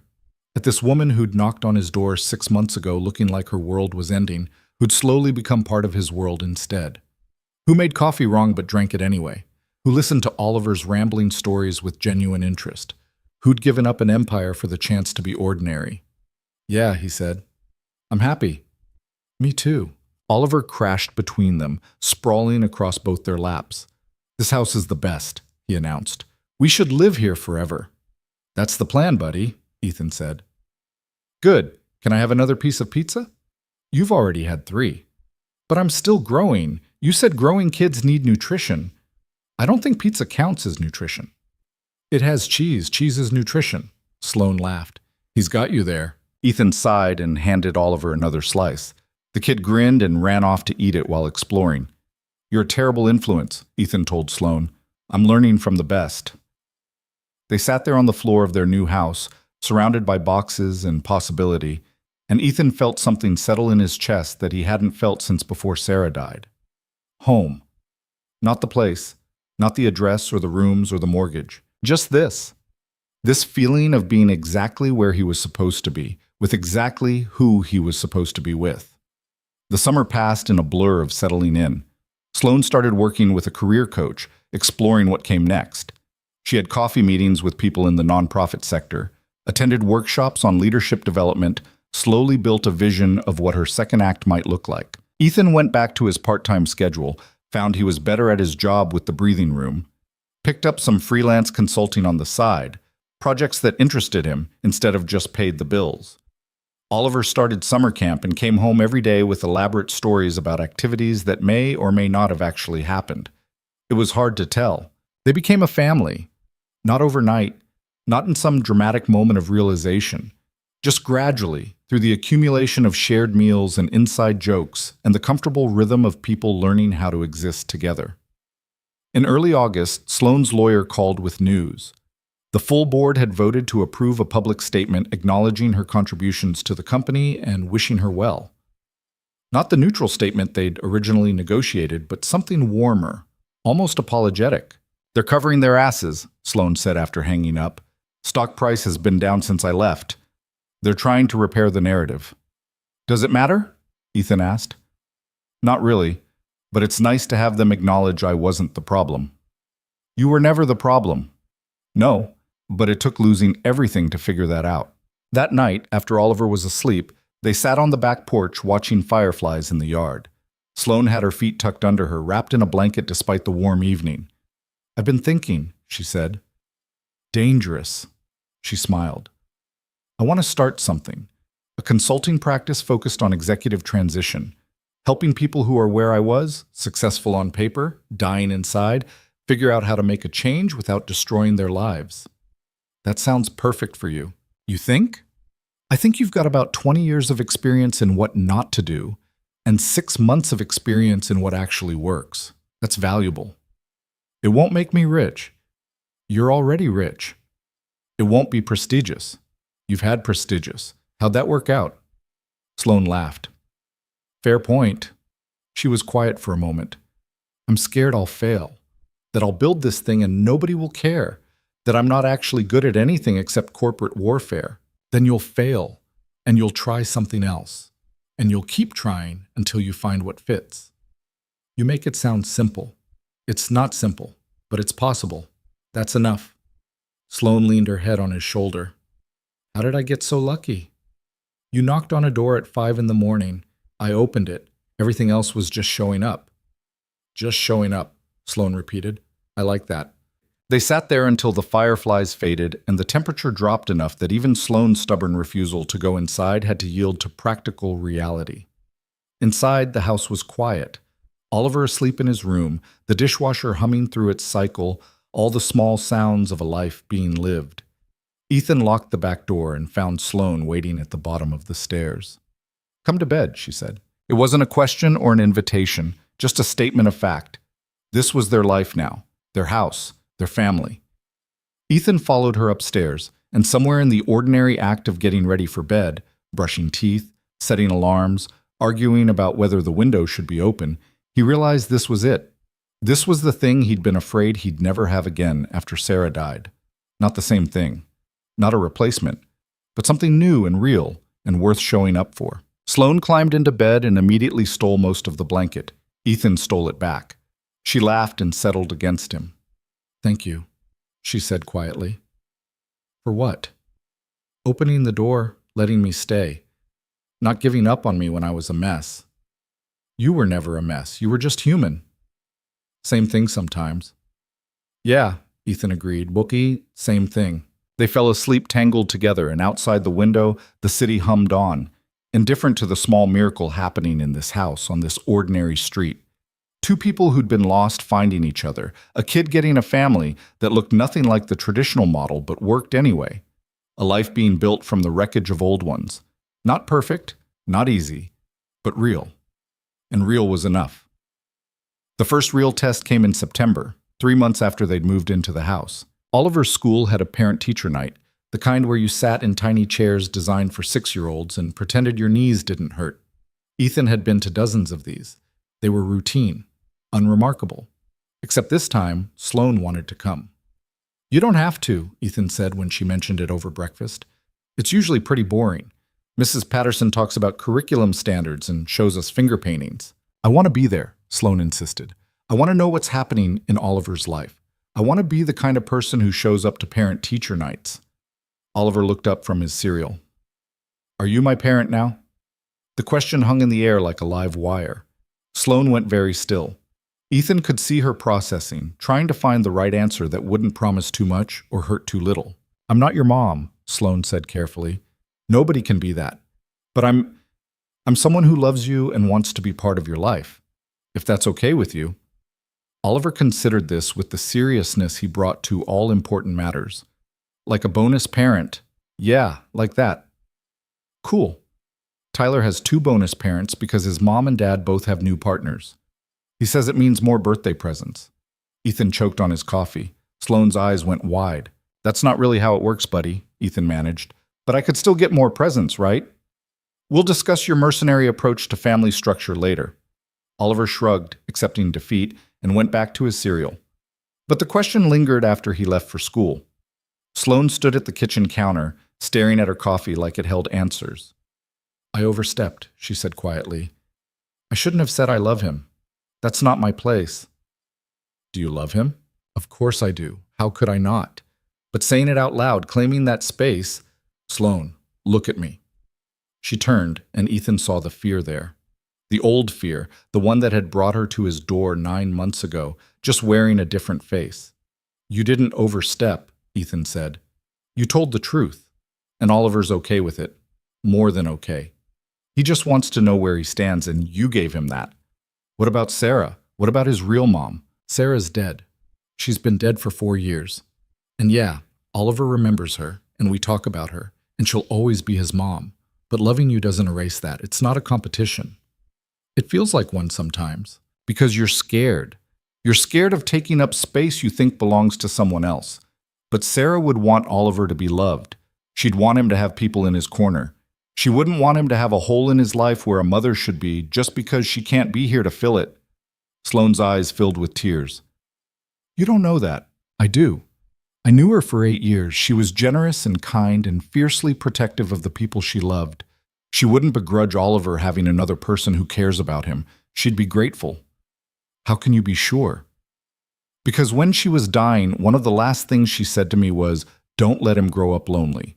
Not, don't replace me, not keep my memory alive, just don't let him be lonely. She wanted him to have a full life. You're part of that now. Sloane turned away, wiping her eyes. This is harder than running a company. Yeah, but you're doing it anyway. They went to parent-teacher night together. The classroom was packed with parents, most of whom Ethan recognized from school pickup. A few did double takes when they saw Sloane, clearly recognizing her from the news coverage earlier in the year. Mrs. Patterson greeted them warmly. Mr. Hale, so good to see you, and you must be Sloane. Oliver talks about you constantly. He does? Sloane looked genuinely surprised. Oh yes, you're quite the hero in his eyes. Something about teaching him how to negotiate for extra dessert using strategic reasoning. Ethan shot Sloane a look. She had the grace to look sheepish. I may have helped him build a case for why fruit counts as dessert, Sloane admitted. Mrs. Patterson laughed. Well, his persuasive writing skills have certainly improved. They sat through the presentation about second-grade curriculum goals, looked at Oliver's artwork displayed on the walls, reviewed his progress reports, which showed he was doing fine in everything except sitting still during quiet time. That's genetic, Ethan muttered. Afterward, clusters of parents lingered in the hallway, chatting. Ethan started to steer them toward the exit, but one of the other mothers intercepted them. Ethan, hi. And you must be Sloane. The woman's smile was bright but didn't reach her eyes. I'm Jennifer. My son Tyler is in Oliver's class. The one with the bonus parents, Sloane said. Jennifer's smile faltered. Yes. She recovered quickly. I just wanted to say, it's so nice that Oliver has someone new in his life. It must be hard, being a single parent for so long. The implication hung there. Ethan felt Sloane tense beside him. It had its challenges, Ethan said evenly, but we managed. Of course. And now you have help. That must be such a relief. Sloane's not help, Ethan said, his voice hardening. She's family. Jennifer's eyes widened slightly. Oh, I just meant... I know what you meant, Sloane said, and her CEO voice was back, the one that could freeze a boardroom. You meant that you're wondering what someone like me is doing with someone like Ethan. You're wondering if it's real or if I'm slumming. You're wondering if I'm using him, or he's using me, or if this whole thing is some kind of publicity stunt. Jennifer went pale. I would never... Yes, you would. You did. And that's fine. People are curious. They're going to talk. But let me be very clear about something. Sloane stepped closer, and despite being several inches shorter than Jennifer, she suddenly seemed taller. Ethan is the best man I've ever met. He's kind and patient and genuine in a way that most people have forgotten how to be. I'm not doing him a favor by being here. He's doing me one by letting me stay. So if you want to gossip about us, go ahead. But don't you dare stand there and imply that I'm some kind of charity case slumming it with the single dad. Ethan touched Sloane's elbow gently. Hey, it's okay. It's not okay. I'm tired of people treating you like you're less than because you chose to be a good father instead of climbing some corporate ladder. I know, but we don't have to fight about it here. Sloane took a breath, visibly pulling herself back. You're right. I'm sorry. Jennifer had already fled. Several other parents were staring. Ethan guided Sloane toward the exit before the situation could escalate further. In the car, Sloane was rigid with anger. I shouldn't have done that, she said. Probably not. I made it worse. Now they'll all talk about how the CEO has a temper, how I'm unstable, how you're probably terrified of me. Sloane, stop. She stopped. Jennifer was being condescending and rude. You called her on it. Yeah, you could have been more diplomatic. But you weren't wrong. I was aggressive. You were protective. There's a difference. Sloane was quiet for a moment. I don't know how to do this. The corporate world has rules. I understood those rules. But this, parent politics, social dynamics, trying to fit into a community that doesn't know what to make of me, I don't know the rules here. There aren't rules, just people. Some of them will like you, some won't. Some will judge us no matter what we do. That's just how it is. How do you stand it? I don't care enough to let it bother me. You're learning how to do the same thing. They drove in silence for a while. When they pulled into the driveway, Sloane didn't immediately get out of the car. Oliver asked if I was his parent now, she said quietly. Yeah. What do you think about that? Ethan turned off the engine and shifted to face her. I think you've been acting like a parent for months now. You show up for him. You listen to him. You help with homework and make him laugh and tell him the truth, even when it's hard. That's what parents do. But we're not, Sloane gestured vaguely between them. We're not married. I have no legal standing. If something happened to you, I'd have no rights to him at all. Is that what you want? Legal standing? I want to know that if something goes wrong, I don't just disappear from his life. I want to know that I matter, that this isn't temporary. It's not temporary. You don't know that. People break up. Relationships end. What if... Sloane. Ethan took her hand. I'm not going anywhere, and neither are you. But if you need more certainty than that, then we can talk about what that looks like. Like what? Ethan's heart kicked hard. He hadn't planned this, hadn't thought it through, but suddenly the words were there, waiting. Like getting married, he said. Sloane froze. What? You heard me? You're not serious. Why not? Because we've been together less than a year, because we're still figuring this out, because you don't propose in a car in your driveway after a parent-teacher conference gone wrong. Why not? Ethan repeated. I love you. You love me. We're already living together, already building a life. We're already a family in every way that matters. Why not make it official? Because it's insane. Because people will say we're rushing. Because you're scared. Sloane pulled her hand back. Of course I'm scared. Marriage it's a legal contract. It's permanent. What if I'm terrible at it? What if I can't be what you need? What if it works? Ethan interrupted. What if we're happy? What if this thing we're building actually lasts? I don't have a good track record with commitment. You committed to a company for 20 years. That's different. How? Because the company couldn't leave me. It couldn't change its mind. It couldn't wake up one day and decide I wasn't enough. And there it was. The real fear. Not commitment itself, but the vulnerability that came with it. I'm not going to leave you, Ethan said quietly. I'm not going to wake up one day and decide you're not enough. You're more than enough. You've always been enough. Sloane's eyes filled with tears. You don't know that. You can't promise that. You're right. I can't promise the future. Nobody can. But I can promise today, and tomorrow, and the day after that. I can promise to keep showing up, keep choosing you, keep building this with you. That's all any marriage is, just two people promising to keep choosing each other. What about Oliver? Shouldn't he have a say in this? He asked if you were his parent. I think he's already voted. Sloane laughed through her tears. This is the worst proposal I've ever heard. Have you had others? No, but I've seen movies. There's usually candles, music, a plan. I've got a plan. Marry me. That's the whole plan. That's a terrible plan. Is it working? Sloane wiped her eyes. I don't know. Ask me again when I'm not emotionally compromised by parent politics and existential fear. Okay. Ethan leaned over and kissed her forehead. I'll ask again. They went inside.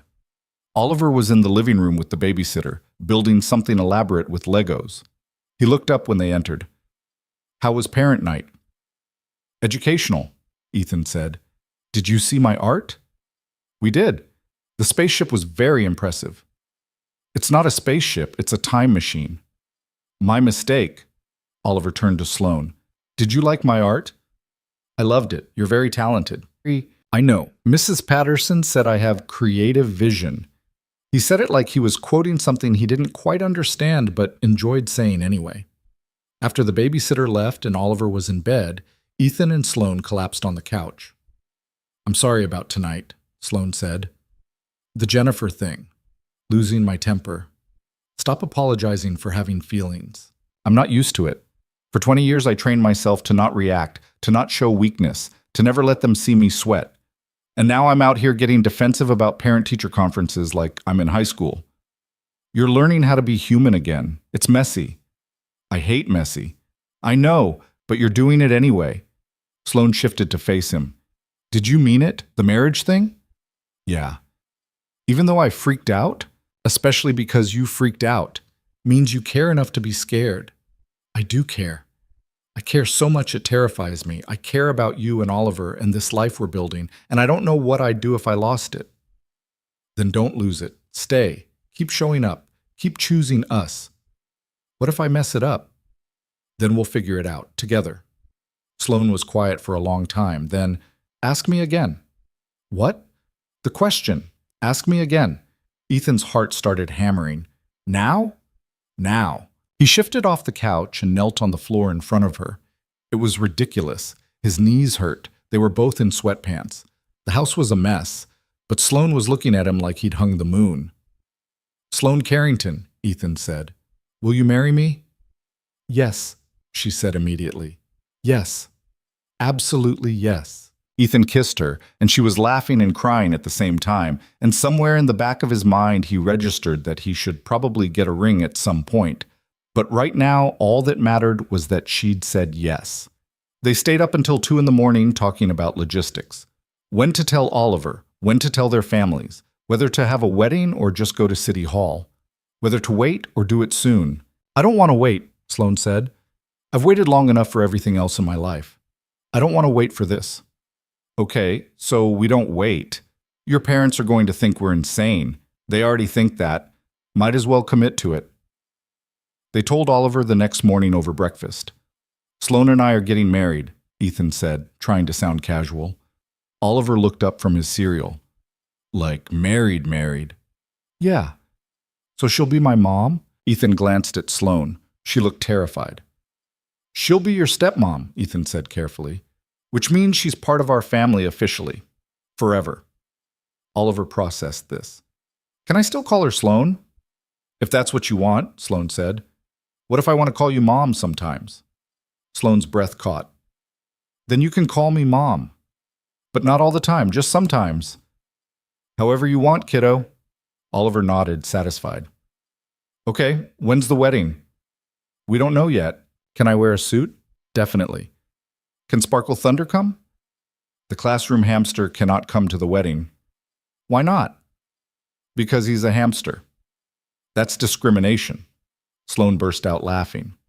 Where did you learn that word? Tyler. His dads were talking about discrimination at work, and Tyler said it means when you don't let someone do something because of who they are. Sparkle Thunder can't help being a hamster. You make a fair point, Ethan conceded, but the hamster still can't come. Oliver sighed dramatically, but accepted defeat. They set the date for November. Small ceremony, just family and close friends.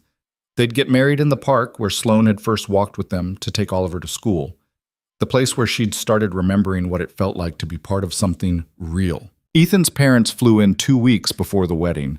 His mother took one look at Sloane and pulled her into a hug. Thank you, she said. Sloane looked confused.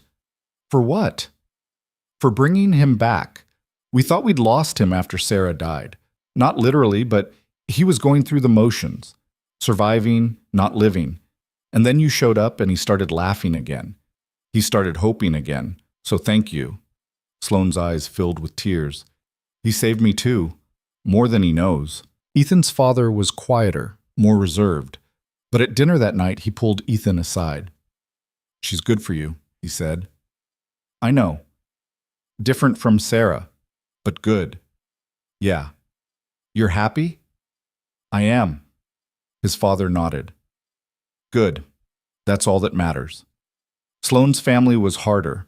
Her mother came to visit, a thin woman with Sloane's cheekbones and none of her warmth. She walked through the house like she was appraising it for market value. It's smaller than I expected, she said. It's enough for us, Sloane replied. And this is what you want? Playing house with a man you barely know? I've known him for almost a year, and I'm not playing house. I'm building a life. Her mother looked around the kitchen, at the drawings on the fridge, the mismatched coffee mugs, the chaos of normal family life. You gave up everything for this, she said. No, I gave up everything for a title that didn't mean anything. This actually matters. Does it? Or are you just running from responsibility? Sloane's jaw tightened. I ran $1 billion company for 20 years. I think I understand responsibility. And now you're going to be a housewife. I'm going to be a wife and a stepmom.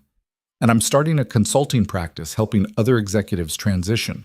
I'm not disappearing into domesticity. I'm choosing a different kind of life. Her mother was quiet for a moment. I don't understand you anymore. I don't think you ever did, Sloane said quietly. Her mother left the next morning without saying goodbye. Sloane cried for an hour, then pulled herself together and went back to wedding planning like nothing had happened. You okay? Ethan asked. No, but I will be. You don't have to invite her to the wedding if you don't want to. She's my mother. Of course she's invited. Whether she comes is up to her. She didn't come. Sent a card with a check inside, like Sloane was graduating college instead of getting married. Sloane threw the check away and kept the card, though Ethan couldn't imagine why. The wedding was on a Saturday in mid-November, one of those clear, cold days where the sky is so blue it almost hurts. They'd rented a small pavilion in the park, decorated it with simple white flowers and string lights. Oliver wore a suit and took his job as ring bearer with extreme seriousness. Ethan's brother stood as best man. Sloane's old assistant from Carrington Dynamics came as her maid of honor, one of the few people from that part of her life who'd stayed in touch. The ceremony was short. No religious elements, no traditional vows. Just words they'd written themselves about choosing each other, about building something real, about promising to keep showing up even when it was hard. When Ethan slipped the ring on Sloane's finger, his hand was shaking. When Sloane slipped the ring on his, she was crying. When the officiant said they could kiss, Oliver cheered loud enough that several people laughed. The reception was in a restaurant nearby. Nothing fancy, just good food and better company. Speeches were given. Embarrassing stories were shared. Someone played music on a portable speaker, and people danced despite the lack of a proper dance floor. Oliver fell asleep in a chair by 9, exhausted from excitement. Sloane and Ethan snuck outside for a moment of quiet, standing in the same park where this had all started. We did it, Sloane said. Yeah. We're married. Apparently. You have regrets yet? Ask me in 50 years. Sloane laughed and leaned against him. I never thought I'd have this. A wedding, a family. Someone who knows all my worst parts and chooses me anyway. Your worst parts aren't that bad. You haven't seen me try to assemble IKEA furniture yet. Fair point. I might regret this by tomorrow. She elbowed him gently, and they stood there watching the lights through the pavilion windows, listening to the muffled sound of celebration. Thank you, Sloane said quietly. For what? Opening the door. That first morning. You could have turned me away. You probably should have, but you didn't. Best decision I ever made. Even better than the time you decided to adopt Oliver? Different category, but yeah.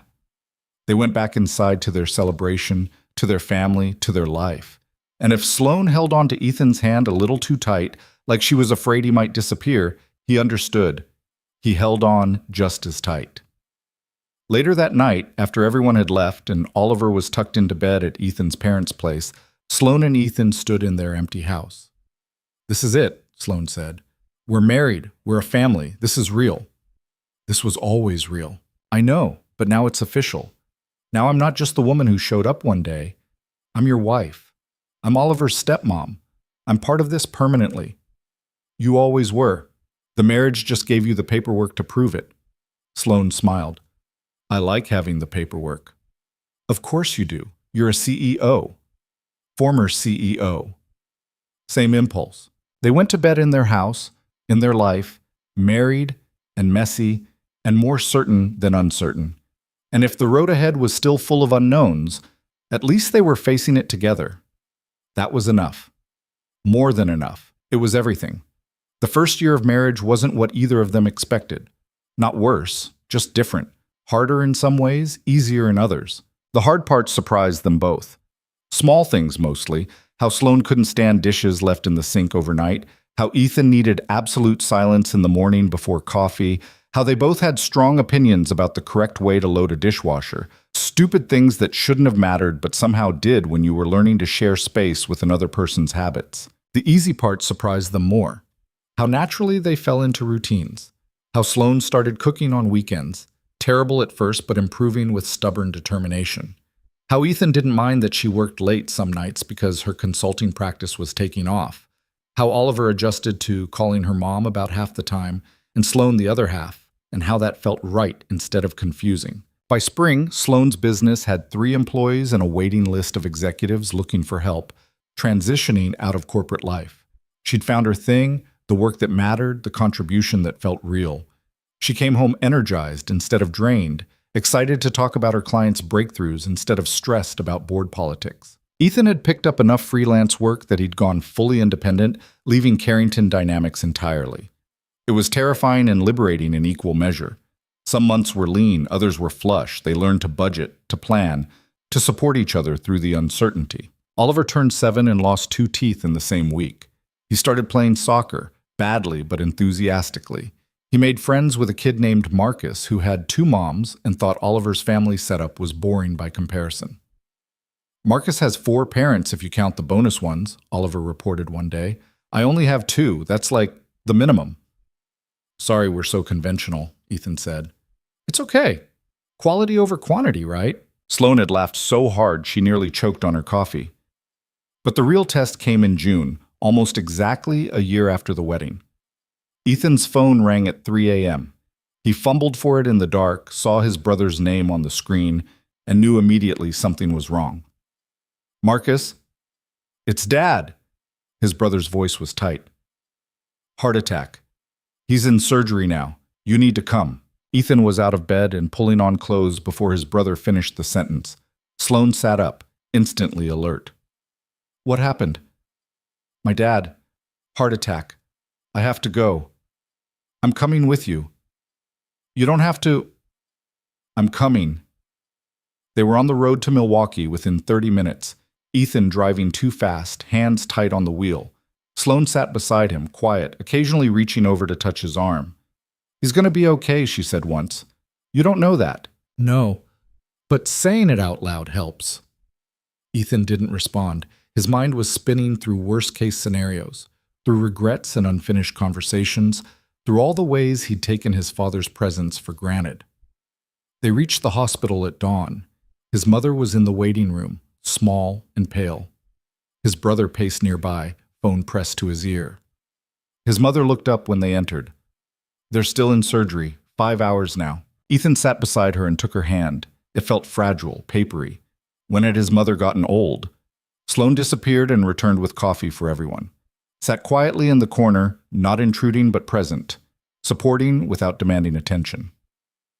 The surgeon came out at 8:47. Ethan watched his face, trying to read the outcome before the words came. He made it through, the surgeon said. It was close. Significant damage to the heart muscle. He'll need extensive recovery and lifestyle changes. But he's alive. Ethan's mother started crying. His brother sagged against the wall. Ethan just sat there, trying to process the weight of almost losing someone and the relief of not. They saw his father 2 hours later, once he was moved to ICU. He looked small in the hospital bed, tubes and monitors everywhere, but his eyes were open. Hey, Dad, Ethan managed. You drove all the way here, his father said, voice hoarse. Of course I did. Told your mother not to call. Didn't want to worry you. Too late for that? His father's eyes found Sloane standing near the door. You brought your wife. I did. Good. That's good. He closed his eyes, exhausted. Don't waste time, Ethan.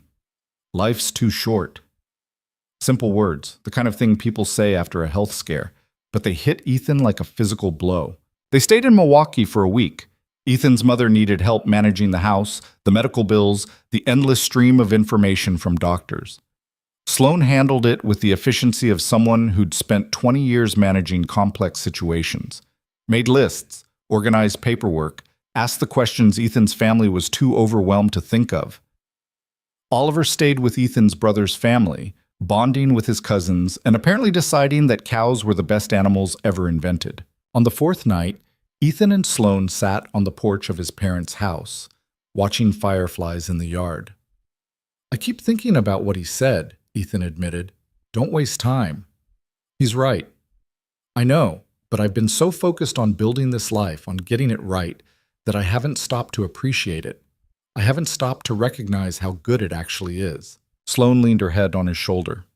"We're always waiting for permission to be happy, waiting until everything's perfect, until we've earned it, until we're sure it won't fall apart. But perfect never comes. And by the time we feel like we've earned it, sometimes it's too late." "When did you get so wise?" "I spent 20 years chasing perfect and ended up miserable. I learned the hard way." They sat in silence, watching the night settle around them. "I want another kid," Sloan said suddenly. Ethan turned to look at her. "What?" "I want to have a baby. With you. I know we haven't talked about it. I know I'm almost 40, and it might not even be possible, but I want to try." "You're serious?" "Completely. I love Oliver like he's my own, but I want to experience it from the beginning. I want to know what it feels like to create a life with someone I love. I want to give Oliver a sibling. She stopped. "I want more than I ever let myself want before." Ethan pulled her close. "Then let's try." "Really? Really, life's too short, right? Let's not waste time." They flew back to Chicago the next day. Ethan's father was stable, improving slowly, and his mother had help from neighbors and friends. They'd be okay. The conversation about having a baby opened something between them. A new level of commitment, a new dream to build together. It didn't happen right away. 3 months passed, then 6. Sloan started to worry that they'd waited too long, that her body wouldn't cooperate, that she'd sacrificed this too for a career that no longer mattered. "Maybe it's not meant to be," she said one night after another negative test. "Maybe it takes time," Ethan countered. "I'm 39. Time is the one thing I don't have." Then we look at other options: adoption, fertility treatments, whatever you want to try. "What if I can't do it? What if I finally want something real and my body won't let me have it?" Ethan took her face in his hands. "Then we'll grieve that, and we'll figure out plan B, but we don't give up yet." In October, on a random Tuesday morning, Sloan took another test. She'd stopped telling Ethan when she was testing because the disappointment was harder when they both felt it. But this time, 2 lines appeared. She stared at the test for 5 full minutes, convinced she was seeing things. Took another test. Same result. She walked into the kitchen where Ethan was making breakfast and just held up the stick. He looked at it, looked at her, looked back at the test. "Is that—" "Yeah. Yeah." Ethan crossed the room in 2 steps and pulled her into his arms. She was crying and laughing at the same time, and he was doing the same, and they stood there in their kitchen at 6:47 a.m., holding each other like they'd just won the lottery. Oliver wandered in, saw them crying, and panicked. "What's wrong? Why is everyone sad?" "We're not sad," Sloan managed. "We're happy." "Then why are you crying?" "Because sometimes happy feels the same as sad when it's big enough." Oliver processed this with the deep confusion of a 7-year-old. "Grown-ups are weird. You're going to be a big brother," Ethan said. Oliver's eyes went huge. "Really? Really? When?" "In about 7 months. That's forever. It'll go faster than you think." Oliver ran off to call his grandmother and tell her she was getting another grandchild. Ethan and Sloan stood in the kitchen, still holding the positive test, still trying to absorb this new reality. "We're having a baby," Sloan whispered. "We're having a baby," Ethan confirmed. "I'm terrified." "Me too." "Good. Let's be terrified together." The pregnancy was hard. Sloan was sick for the first 3 months, exhausted for the next 3, uncomfortable for the final stretch. She worked through it all with stubborn determination, but Ethan could see it taking a toll.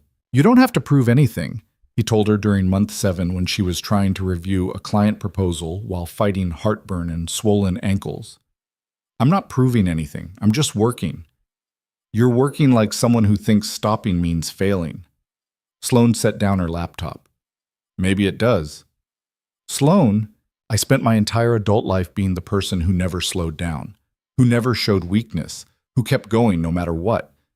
I don't know how to be pregnant and vulnerable and need help. It feels like failing. It's not failing, it's being human. I'm not good at that yet." "You're better than you think." She went on maternity leave at 8 months, mostly because her doctor insisted. Spent the final weeks nesting with an intensity that bordered on obsessive. The nursery was repainted twice. Baby clothes were washed and organized by size.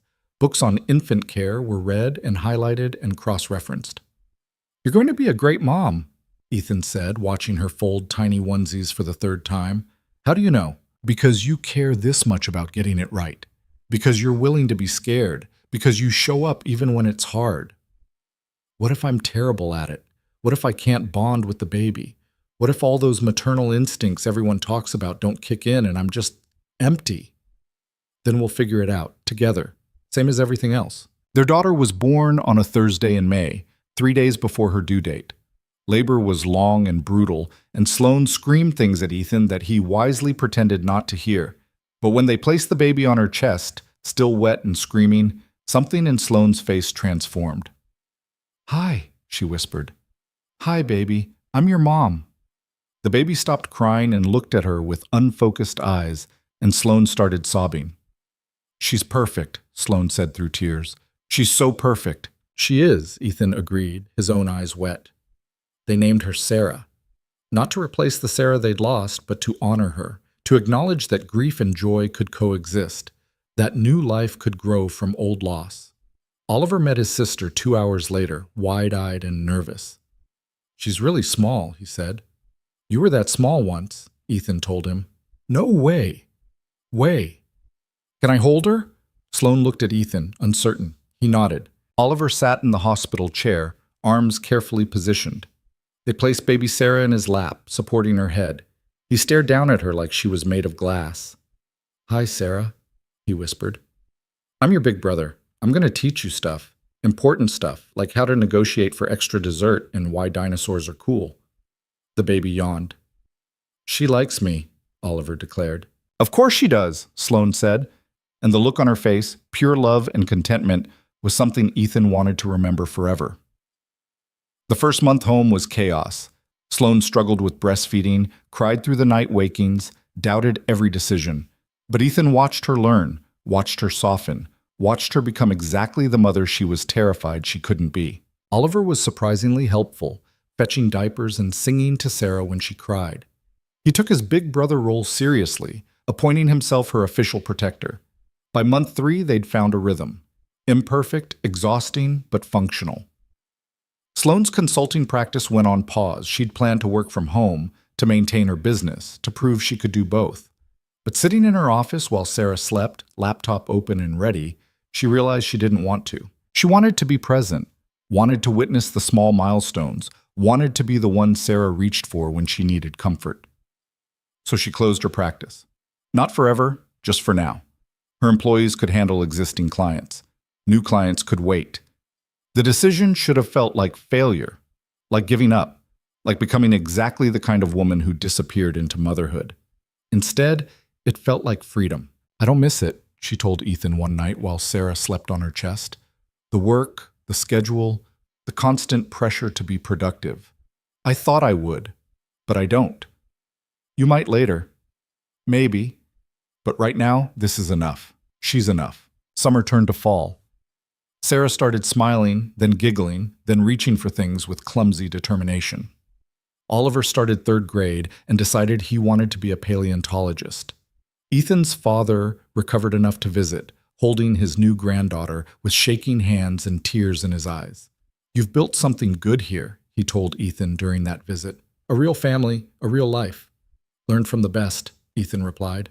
In November, on a Friday evening, Sloane was giving Sarah a bath while Ethan made dinner, and Oliver did homework at the kitchen table. Normal. ordinary. The kind of evening that would be completely forgettable, except that Sloane had learned to pay attention to these moments. She looked down at Sarah, splashing in the small tub, pure joy on her face. Looked through the doorway at Ethan stirring pasta, at Oliver chewing on his pencil while tackling math problems. 2 years ago, she'd been standing on a balcony at a corporate gala, unable to force herself back inside, unable to stand one more minute of the life she'd built. Lost and desperate and so profoundly alone. Now she was here, in a house full of noise and love and the beautiful chaos of family. It hit her with sudden clarity. This was the thing she'd been searching for her entire life. Not success or power or recognition, just this.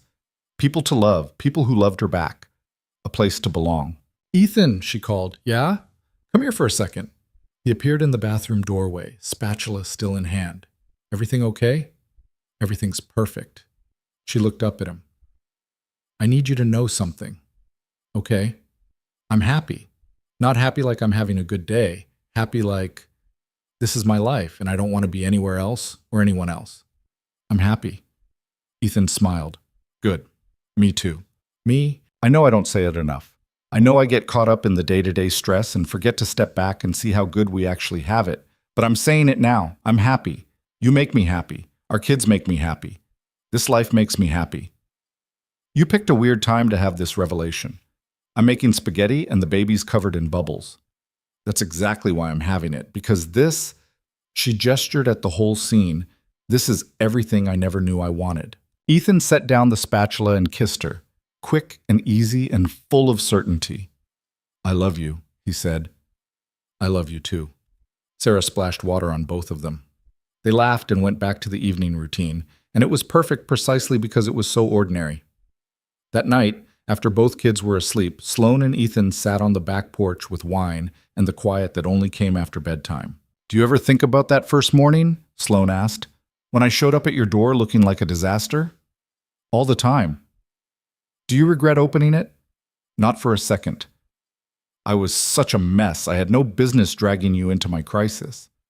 "You didn't drag me anywhere. I invited you in." Sloane was quiet for a moment. "I've been thinking about what I want to do next.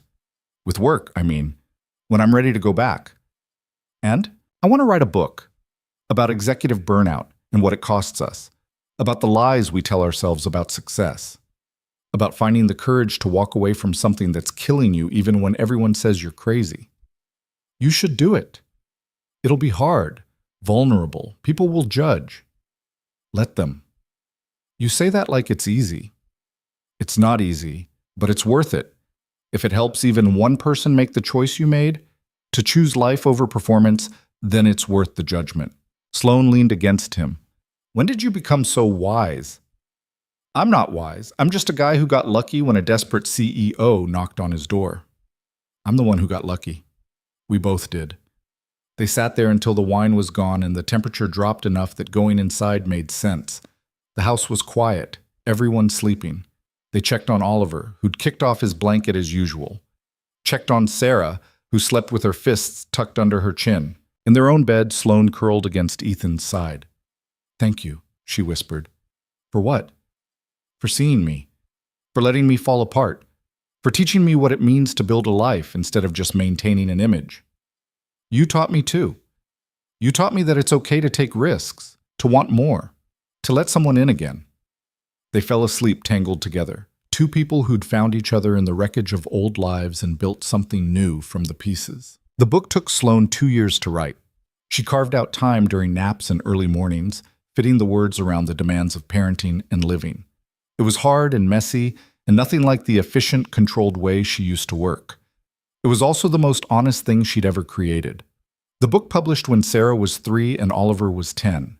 It became a surprise bestseller, resonating with burned-out executives everywhere who recognized themselves in Sloane's story. She did a small book tour talking about the courage it takes to step away from success, about redefining what a meaningful life looks like, about the price we pay for perfection and whether it's ever actually worth it. At one event, a woman in the audience raised her hand during the Q&A.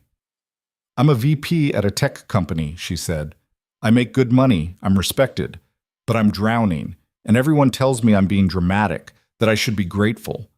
How did you know when it was time to leave? Sloane thought about that first morning, about standing on the balcony, unable to go back inside, about knocking on Ethan's door at 5:03 a.m., desperate for something she couldn't name. I knew when being successful felt worse than being nothing, she said, when the thought of one more day performing made me want to disappear.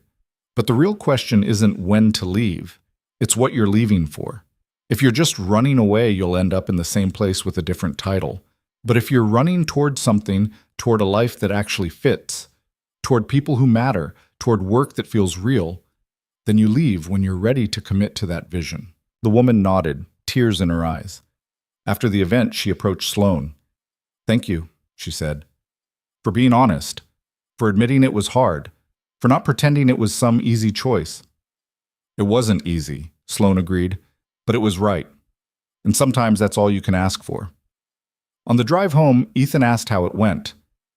I think I helped someone today, Sloane said. Really helped them, not in the corporate sense, in the human sense. That's what you always wanted, isn't it? To do work that mattered. Yeah, it is. One Saturday morning in early spring, almost 5 years to the day since Sloane had first knocked on Ethan's door, the whole family piled into the car for a trip to the park, the same park where they'd gotten married, where Sloane had